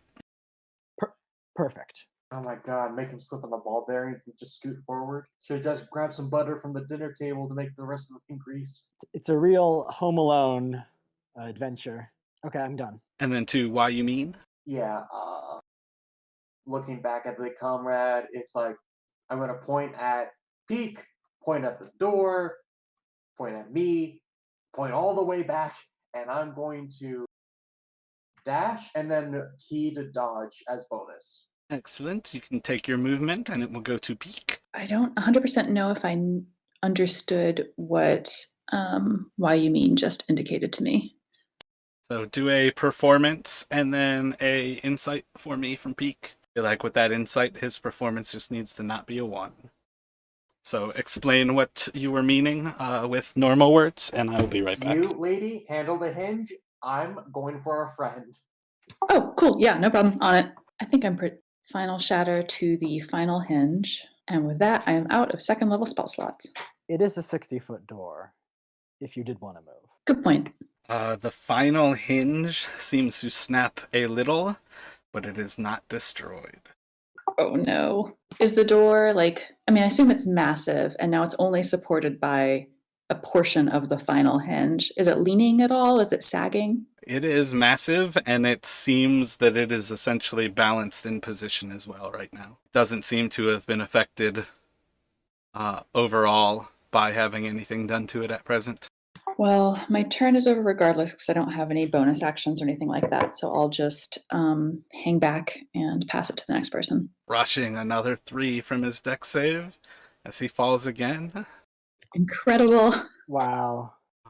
He is going to take, I guess on this one, just an actual stone. I feel like he's left all the confectionaries behind, and I'm not creative enough to think of any other pies or anything that he can grab. And he is going to rip a rock at Stolen. A 20 to hit. Oh, yeah, 20 to hit for 34 bludgeoning. Okay, I'm gonna give me a sec. Well, anyway, I have something that can halve the damage. Yeah, so you would take 17. And then death saving throw from Kung Flu. So 1 failed death save, and it will go back to Stolen. Okay, I'm gonna run over and use my cunning action to dash. Basically, I want to run over to the third leaning hinge, and I want to throw a rope and wrap it around and try to pull it. Let's have you roll a dexterity at disadvantage. Or without proficiency? I don't think you can be proficient at ripping a rope onto a hinge. That's what I'm saying, without it. Yeah. Yeah, I feel like it's just gonna kind of fail to kind of get any purchase on the hinge. All right, well, that's my turn. And then to why you mean? Right, using the move to get up diagonal right next to Kung Flu. Picking him up is going to be the action. Yeah, it's essentially like a grapple to pick him up, non-contested because he is unconscious. So that's fine. Strength 16. I think I can pick him up. That's the action. And hoo boy, I guess dodge for. Oh shit. No, if I can't dodge, I might as well cover enough distance. I'm going to use the key to dash back. So you can gain half that movement back towards them as you carry him.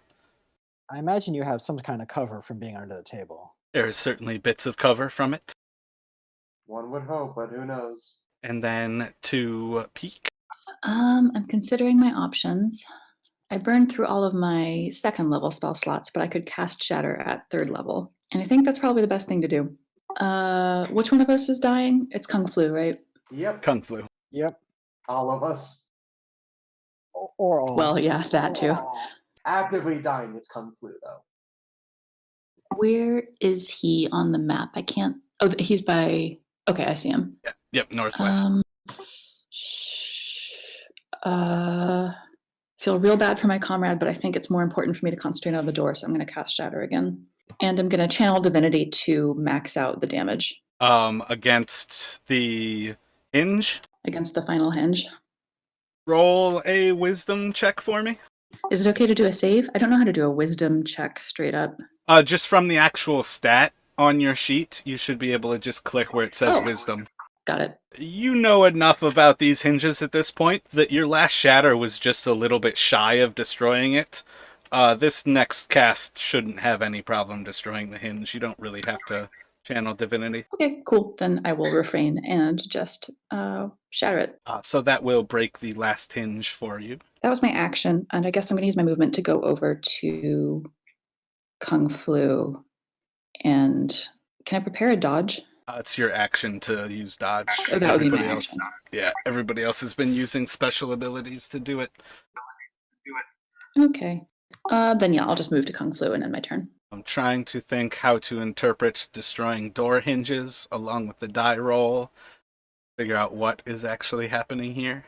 I've never had such a pivotal door in a adventure before. I think we're going to go for it seems to rock as it like drops that final bit off of the hinge.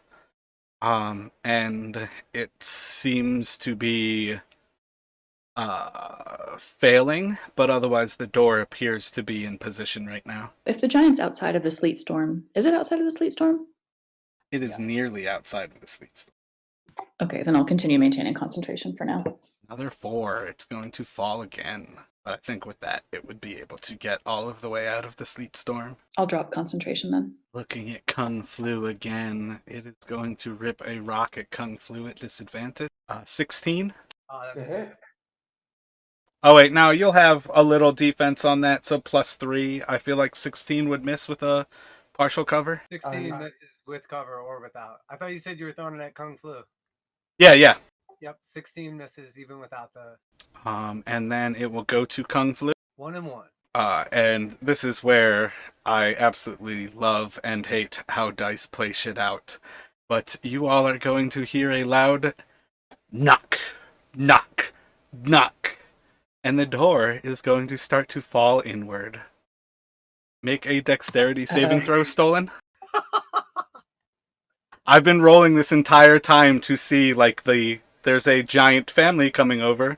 You all couldn't understand the giant of the mother saying, "Go clean your room, your uncle will be here soon." And I've been rolling the entire time to see when this family would arrive. And this is when they arrive, when the door would be falling. Oh my god. In 3, like at 8, the family arrived, and I rolled an 11 for when they arrived. So it's literally the family, and then the door was already falling as well. So you are able to dodge out of the way of the door, but it is going to fall into this 60-foot. That's a huge door. I don't think anything good can come from this. So what's up? There's a separate giant family arriving. Alrighty. So, we have the knocking at the door as the door falls inward and across this whole entrance area. And though they are still kind of outside of the actual board here, I didn't actually ever think that this was going to be a possibility of how this went. They are standing on the front door stoop, surprised. And as they all three go in order here, their surprise will go by uneventfully, and it will go to stolen. Okay, I'm Door gonna. having just fallen, you just ran back about 65 feet to get away from the door as the shatter dropped the door to the frame, and then it seemed to have fallen inward on you as there were 3 raps at the door. I'm gonna run. I'm gonna run under the table and try to and dodge and try to kind of be under as much cover as possible. And that's my turn. That's my turn. Running for the table, taking the dodge action, and then it will go to why you mean. Right, action to dodge. I'm going to gonna let Kung Flu here at the cleric's feet, and then I'm gonna go as much to be under the table, but still close to the door to ready to book it out as I need to be. But I'm still dodged. And then to Pete. I'm gonna do medicine on Kung Flu to stabilize. You can indeed. Welp. That will be unsuccessful. Do you have any healing spells? I sure don't. So I guess I just rummage in my bag, throwing bandages and gauze everywhere, and not doing anything remotely helpful. Oh wait, do you And have a that's my turn. medicine kit? I don't. I think I. Let me check my equipment. Nope, sure don't. Okay, word. Yeah, so that's more or less a free action. You're still able to move and potentially do other things, or you can just take the dodge action if you like. Yeah, I think. Are we relatively hidden under the table, or if we're not actively hiding, does it not count? I would say at this point, even if you all were really successful at actively hiding, you probably wouldn't be too hidden. Got it. Okay, then I'll take the dodge action, and I'm done. I was not prepared to do all of this giant speech in my slow voice.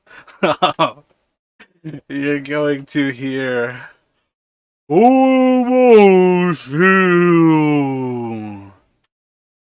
They killed you, Mari. Oh my god. He's going to look towards Kung Flu again and chuck another stone. 12, and that 1 will definitely miss. And he's going to, and it will go to Kung Flu, another death save, another success. So 2 and 1. Ooh, killed you, Mari. The hill giant outside will just look a little perplexed outside the front door stoop. Yeah, I roll a random die each time to see who they're attacking, and I've rolled so many 1s for who he's attacking. You're right up after him in the initiative. That's what I do, is just go down the initiative tracker. So apparently the dice just hate you. I have to disagree. I'm still alive, so I would say the dice love me.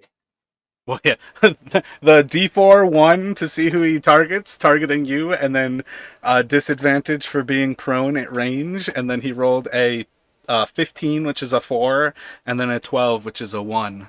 So it was definitely pretty random for the rock to be that bad as is. And then the giants out front are just going to look a little shocked. They don't really respond to the yell that the wife has been murdered. And tell me the youngling reacts. That'll be fucking hilarious. No. And it is going to go to stolen. I think I'm just gonna try to run away from this giant. You said hiding's probably not gonna work. I mean, they're looking for you all. You're not going to stealth and be invisible. You might hide and have a chance to be unnoticed, where something else might get noticed, but it's not like you're going to hide and it's like Solid Snake where all of a sudden they go back on patrol. I mean, yeah. That makes sense. I think just hiding in terms of can't be targeted because it doesn't see me for a moment. You can certainly try. Fair enough. Okay, yeah, I'll try to hide, and I'll take, and then and then I will also dodge. So I'll hide with my cunning action, and I'll dodge with my action. Interesting. Okay. Roll a stealth. Certainly feel stealthy. Good enough for me. And why you mean? They're all still stunned at that doorway, so if your idea is to make a break for it, I didn't mean to psych you out by moving them. Oh, sorry, I didn't realize I wasn't saying anything. Yeah, I'm gonna dash out there, and that's gonna be 35 at where that guy. Like 35 it's your here, and then 40 to get past, unless there's anything I need to do to get past these guys. well, they are effectively on the other side of that. That was just me putting them on the board. So you are essentially like right in front of them right now if you do your full move to there. Right, so I think I'm gonna part way and use the dodge action instead. Yep, that's perfectly acceptable. And that's turn. Wait, moving to there and dodging? If you can dash and get beyond that, if that's your normal move, you can dash and get quote unquote out. You're just going to potentially get attacks of opportunity by running past them. My point is that they are effectively on the other side of this door. They basically just knocked on the door fell in. They were surprised by the fact that the door fell in, and then they were further surprised by the fact that the one giant said that the wife was murdered. So they're just kind of standing. Dodge, and then hope to get past them next time. Gotcha. And then on to Peak. Oh boy, I don't know. Why you mean it's just standing there? He's kind of jinking left and right as he's like running up at this point. So it's like his dodgy run. Okay, so oh, did Kung Flu get back up to 1 HP? No, I believe he is at 1 fail and 2 successes right now. Okay. Can I try another medicine? You can certainly try. You do stabilize him. Roll a d4 for me, Kung Flu. Damn, I feel like I'm definitely dead now. I think my best bet was to try to get a nat 20. Probably. Yep, you will wake up in an hour, but you are unconscious. Oh yeah, I'm definitely dead. Can I refuse the stabilization? Yeah, I didn't mean to compromise your plan. Oh no, you're good. There's not any way you could have known what I was going for there, but I figured my only chance is either this roll or my next one, pretty much to get a nat 20. Yeah, then actually, so you could just. We don't have any actual. Get you back into. We don't have any actual healing in the party, do we? No, we don't. No, not really. I have a mystery potion. You want to try making him drink it? So I guess, yeah, if we're going to retcon that, then I'll just write down in my notes, patient refused treatment, discharge self, and an R across his chest. That's one of the reasons why I am kind of against having people roll their own stealth checks as well as rolling their own medicine checks. Or not medicine, death saving throws, because none of you guys would actually know that. So you would have to be pretty callous to not give him a medicine check, and he is unconscious. He would have already coughed up some blood, like as he kind of sat there and was bleeding out. Yeah, so he wouldn't be like, no, it's against my religion. Yeah, I think it would be kind of asking a lot. I feel like you all would vaguely know, though, that to stabilize him is still leaving his body unconsciously on the floor, so I don't think you have to come to grips with whatever on the fact that to try to make your escape, if you all are going to run through that front door, it's probably 10 times as difficult to run through the front door with somebody's body as well. Yeah, but if we have an hour before he wakes up at the best case scenario, there's not really much help for it. So I guess I'll try to... Sorry, go ahead. Would your plan be for Peak to pick up the body and try to run out with the body? Yep. Yeah, so I think that's probably what you would do. You would stabilize him there, and from here, your goal would be to pick up the body and try to run away with it. Yeah, so I don't know how much of that I can get done in one turn, but I'll do as much as I can. Well, you would have closed in last turn on his body. How much of your movement did you use last turn when you did a medicine check? Not much. I think I was already pretty close, so I don't think I even used any movement this turn. Well, what I'm thinking, though, is if you were those 10 feet away, yeah, if you didn't actually, like, basically just kind of oversighted over the movement, I would say you would have already drug him 10 feet away last turn. If that's the fact that you would have stabilized him to carry the body out, I think that's where you would have moved to last turn, because it took you 10 more movement to get to him, and then 20 feet of movement to move him another 10 feet away. And I think your movement is 30 with Okay. Oh, your movement's 25, so yeah, you would really only do that, and then you can do 25 is such a weird speed. Kind of to there this turn. You're kind of limited Okay. to 10 feet a turn. And it was an action to stabilize. Yeah, so I think that's where you would be. Can you force anyone trying to save me to make some kind of check to see if they could keep their head cool enough to try to save me, or if they're going to try to just save themselves because there's 4 giants about to kill them? In my So I feel defense, like it's I'm like 4 years old and stupid, so Well, without any kind of healing potential or anything, I feel like there would definitely be a point where you're like, do I just need to save myself, or am I smart enough to try to save somebody else? I don't know. It's my only chance to live, so that's what I was kind of banking on. But I didn't want to like type in the chat, "Don't try to stabilize me." I'm way past that point. I mean, you can roll a wisdom check for me, Peak. Just because it's like guaranteed death, pretty much for me if I get saved. Yeah, I mean, if you want to play it like that, I don't fully disagree, but you're literally at the point where you're guaranteeing death instead of having a chance. But yeah, we can roll with that as you do like break at that last point as the door drops.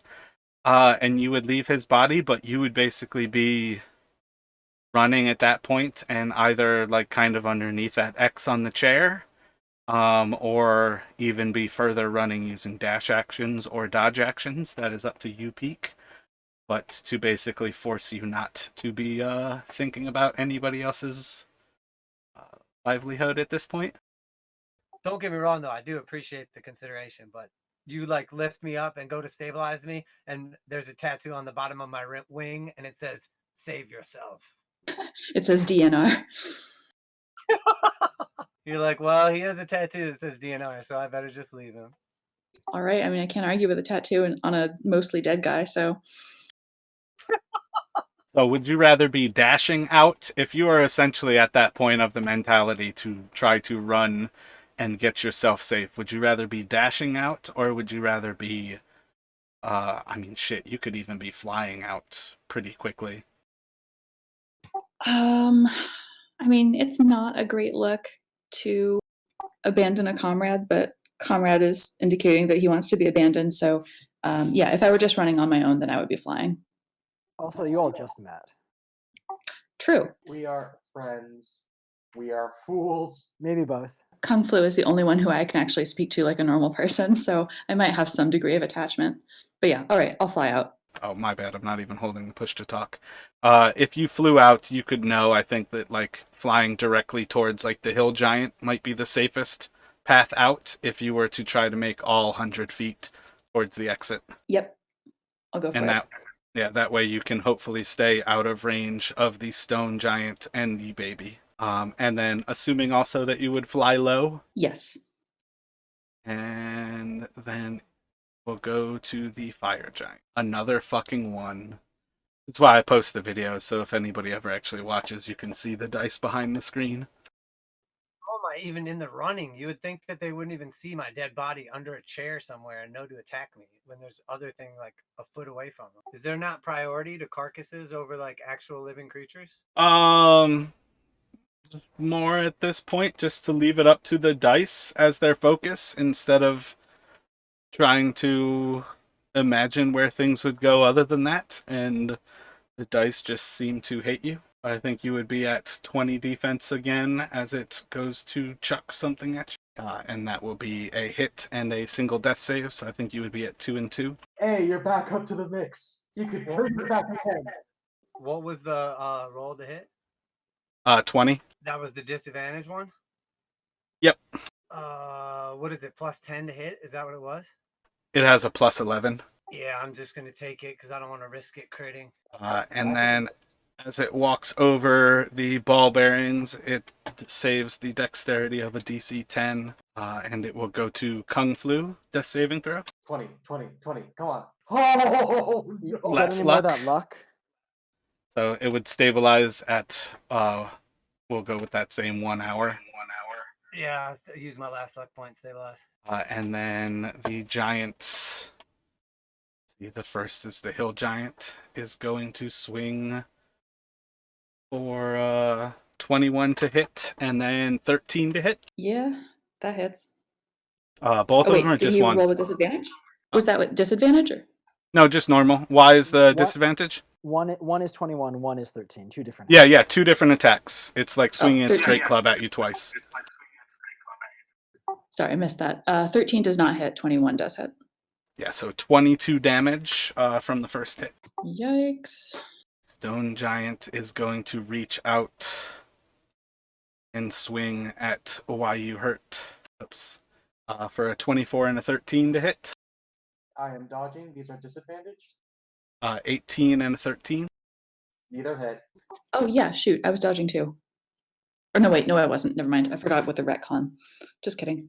That's kind of what I was wondering earlier, if you wanted to fly a full 50 or the full 100. How you wanted to do that. Sorry, I think I got a little confused in all the like decision making. The full 100. Just stick with it. Had you been dodging, running from it, it still would have hit you with one of those. And I think the rock actually does more damage than its great club. So probably would have been more damage and still a hit.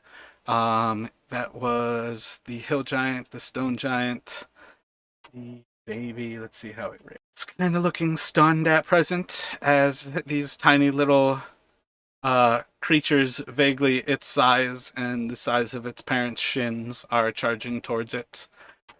Stolen. You see the body of Kung Flu to the west of you, and everybody seems to be fleeing for the door. I'll do my regular movement up to here, and then I'm going to try to dodge and hide again. So you can roll a stealth check, and it will go to Why You Mean. All right. Why you mean is going to use the disengage action and move on out.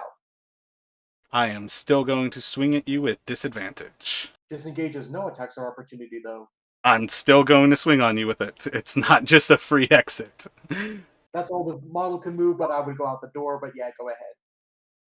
A 15 and then a 26 for 28 damage from the two massive giants using. Yep, 2 separate attacks. 25 and a 15 from the first one, so the 15 will miss. And that's the one that actually could have knocked you prone. And then the other hill giant was a 26 and a crit for a total of 28 damage. 28. I'm still walking out, limping out rather. As I say, welcome, my devils. Fools are here. I believe you are off the map and essentially good at that point, and it will go to peak. You saw the two massive giants react to what you mean running by. I'm gonna follow his lead. And you as well will be off and gone. And it is going to pass by. Alrighty, so you will see as the giants kind of face together at the front entrance, kind of looking off into the distance. And they seem to just be holding their place. What would you like to do, Stolen? I'm going to keep on. I'm going to creep up as close as I can to under the table, but I'm going to find a place to find the best place to hide that's closest to the end of the table. Roll another stealth. Can I use a the cunning action to try to hide again? You do not know that you failed so miserably at stealthing. All right, fair enough. Then I'm going to use it to dodge. The big giant is going to look down at you, and with a +3, and then with disadvantage, he's going to rip a rock at you. For a 22 and a 15. Does a 15... Oh, wait. 29 and a 23? Those will hit. Well, no, it's just the one, but 23 is the disadvantage. So 35 bludgeoning. For half? Didn't you already half a damage before where you took like 17? I did, but it's my I think reaction. you would take another 17 here, so you would have... What are you at, like 4 health? 4. That was the perceptive of the giants. Others might struggle to be able to see you. The big hill giant sees nothing. Stone giant will look towards you, throwing disadvantage and +3 defense. A 12 will miss, I believe. My headphones died. I can't hear anything.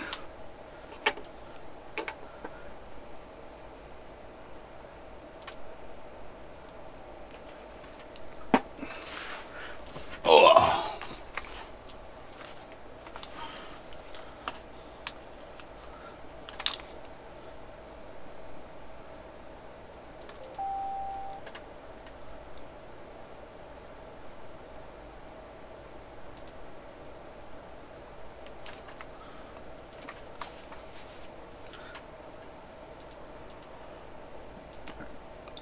All right, I should be able to hear again now.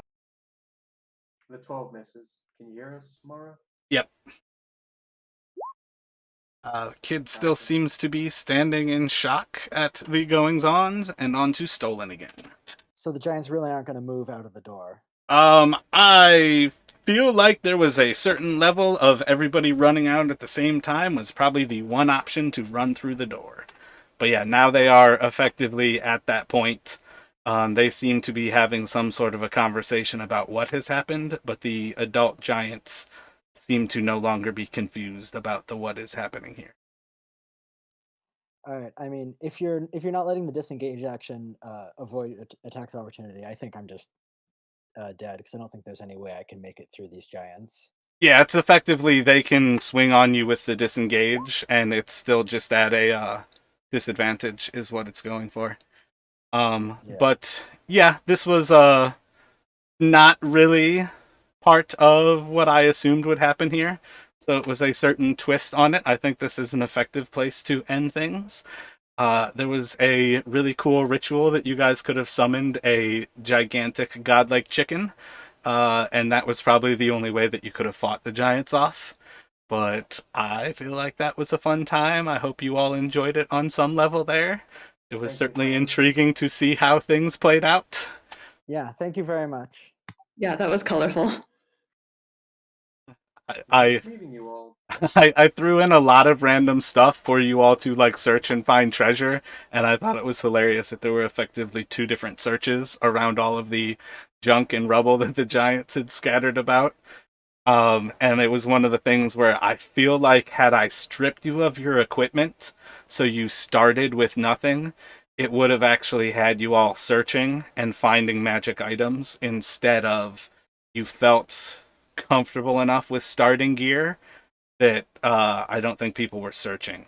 And I feel like that was kind of a failure point. The Because other issue is you had two monks that don't need anything. oh yeah, 100%. I was thinking about that as well. When I saw the monks, I was like, that is a call to actually strip you, because the monks wouldn't be. Part of what sucks about doing like jail escapes is how often people essentially like just die by TPK because they're stripped of everything already captured. And it was definitely meant to be almost like mice running around the room while everybody is busy preparing for Thanksgiving family to arrive. That's how I kind of thought about the birds of it. At some point, like I said, I was going to have like a chicken nugget scenario where there were the turkeys who were going to be cooked, and then all of you were like the nuggets that were being prepared for the kids. Um, so I think that was a little twist that kind of changed how it played out. And then obviously the I didn't really have any decisions like out front and center for what the scenario would be level wise to characters, and I knew I wasn't going to throw storm giants or cloud giants forward. But I thought it was viable that the fire giant was there, and it was only Peak who saw him, and I'm like, holy shit. One character against the fire giant has no chance. 6 or 7 people against the fire giant, I think, would have been a fun battle, and 4 people would have been a holy shit. There might be a chance battle. I'm gonna What say. was what was Go the ahead. second scroll I found? And was there any healing potions anywhere that I could have found? Every time you guys searched, I was having you roll a like a D4 or a D6 to go off of a magic item table. So there was plenty of options to find stuff. It was just a question of what you rolled for on the tables. The second scroll was enhanceability, that Peak could have cast with no issue, and everybody could have cast just with an actual wisdom check. But yeah, otherwise, essentially rolling a 1 on the initial dice would make it extremely likely that you found healing. Otherwise, I think every other magical table has some level of healing on it, but predominantly it would be off the first table. Got it. Interesting. I We think missed just a lot like of content. the Peak MVP, I was kind of frustrated of why are you obscuring the fire giant, and then it turned out, oh, this thing has enormous HP and isn't going anywhere. But Clutch, for it failing all the time and not catching up, and then clutch shatters. Yeah, shattering the door would have been a lot more effective, and it also was random dice rolling that family actually arrived when they did. But the moment you chose to go after the hinges, I was like, well, shit, there's a lot more hinges, that it's a lot more turns, versus the door itself doesn't have that much hit points compared to what Ah, Shatter can do. So you probably could have destroyed it in 2, maybe 3, and would have just destroyed the door itself, where it was maybe 3 could destroy the hinges. I think your first 3 shatters were just high, or your first 2, because it was 18 hit points for the hinges, or I think I rolled 32 hit points for the door. interesting. Yeah, when I was looking at the image on the map, it was just like, well, that's 60 feet high and like it looks crazy thick and solid metal, so like that's not going to work. And so I just thought to go for the failure points. But Well, that's why yeah, you're right. I was like, oh shit, when you destroyed the hinges, I was like, that door is so massive. I don't even think it would fall. So I was just rolling to see. I roll for almost everything to let the dice determine like all of the different little things that might happen. Um, so like I rolled essentially a encounter level of 16 plus to see what the door would do, and I'm like, well, I guess that means it'll do something, but it's thick as fuck, so what's it gonna do? So I rolled essentially an initiative to see when something would happen. And I'm like, alright, I guess it'll fall on an 8. Uh, and it just so happened that was already after that I had rolled a 18 to have the other random encounter, which would be this family I had like set up off the map. And they arrived at that same time that you knocked off the door. So it was like, oh, yep, on 11 they knock, on 8 it was about to fall. Interesting. I really like throwing it to the dice to make most decisions. There's very few times that I feel like there's I don't know, there's a need to be feel like as the DM it's enough like thinking on what strategies would be, that sometimes it's worth going to the dice and then like drawing the strategy from how they determine things. Yeah, I totally get that. I think that makes sense. But again, I hope that was fun. That was all like the thought off. I saw like a Reddit post.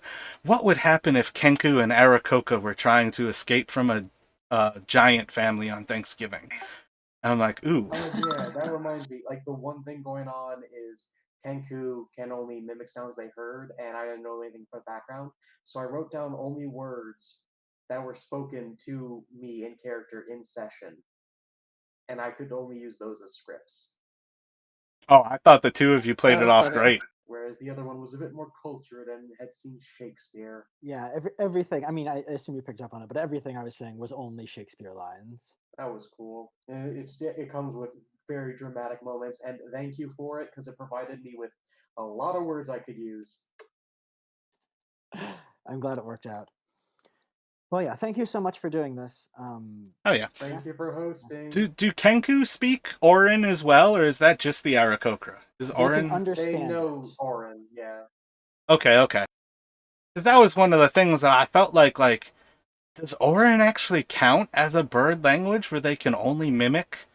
Or is it something where they can actually speak it, just most shit can't understand it? And that, I thought that was a curious way, because I'm not a fan of Kenku, because I tell people, especially playing online, where you're like, dude, if people can't see what you are doing, like as the physical person, that's a lot to ask in a medium that already people have to push to actually vocalize enough. You've got to participate verbally, like saying enough to like keep everybody in the know, let alone the fact that you're then going to cut out your ability to speak. Like, I feel like that's an extra handicap that you don't really need to throw into this game. So I'm often like, look, let's pretend that you can, like, say things as the person, and these are what you are trying to signal with your physicality as the Kenku. Yeah, I wouldn't even try this in a long running game. Oh, absolutely not. Yeah, and that's always been one of my things. But like, I thought it was hilarious that you immediately went for the interpretive dance, because I had a friend in college who was definitely quick to try to describe things like, "Oh, I could always tell it to you in an interpretive dance." Did that work out? I feel like he actually got at least an A on one project, doing that for the teacher, where he was like, "Yeah, I can always describe it with interpretive dance," and it was one of those things where, you get that extra like participation award. Happy Thanksgiving to everybody. Thanks for Happy coming. Thanksgiving. Happy Thanksgiving, everybody. Yeah, so thank you. much. This was a pleasure. Yeah. I will see some of you next week. Yep. Happy Thanksgiving. Take it easy, guys. It was fun. All right, yeah. Adios. Good night, everyone, and see you next week.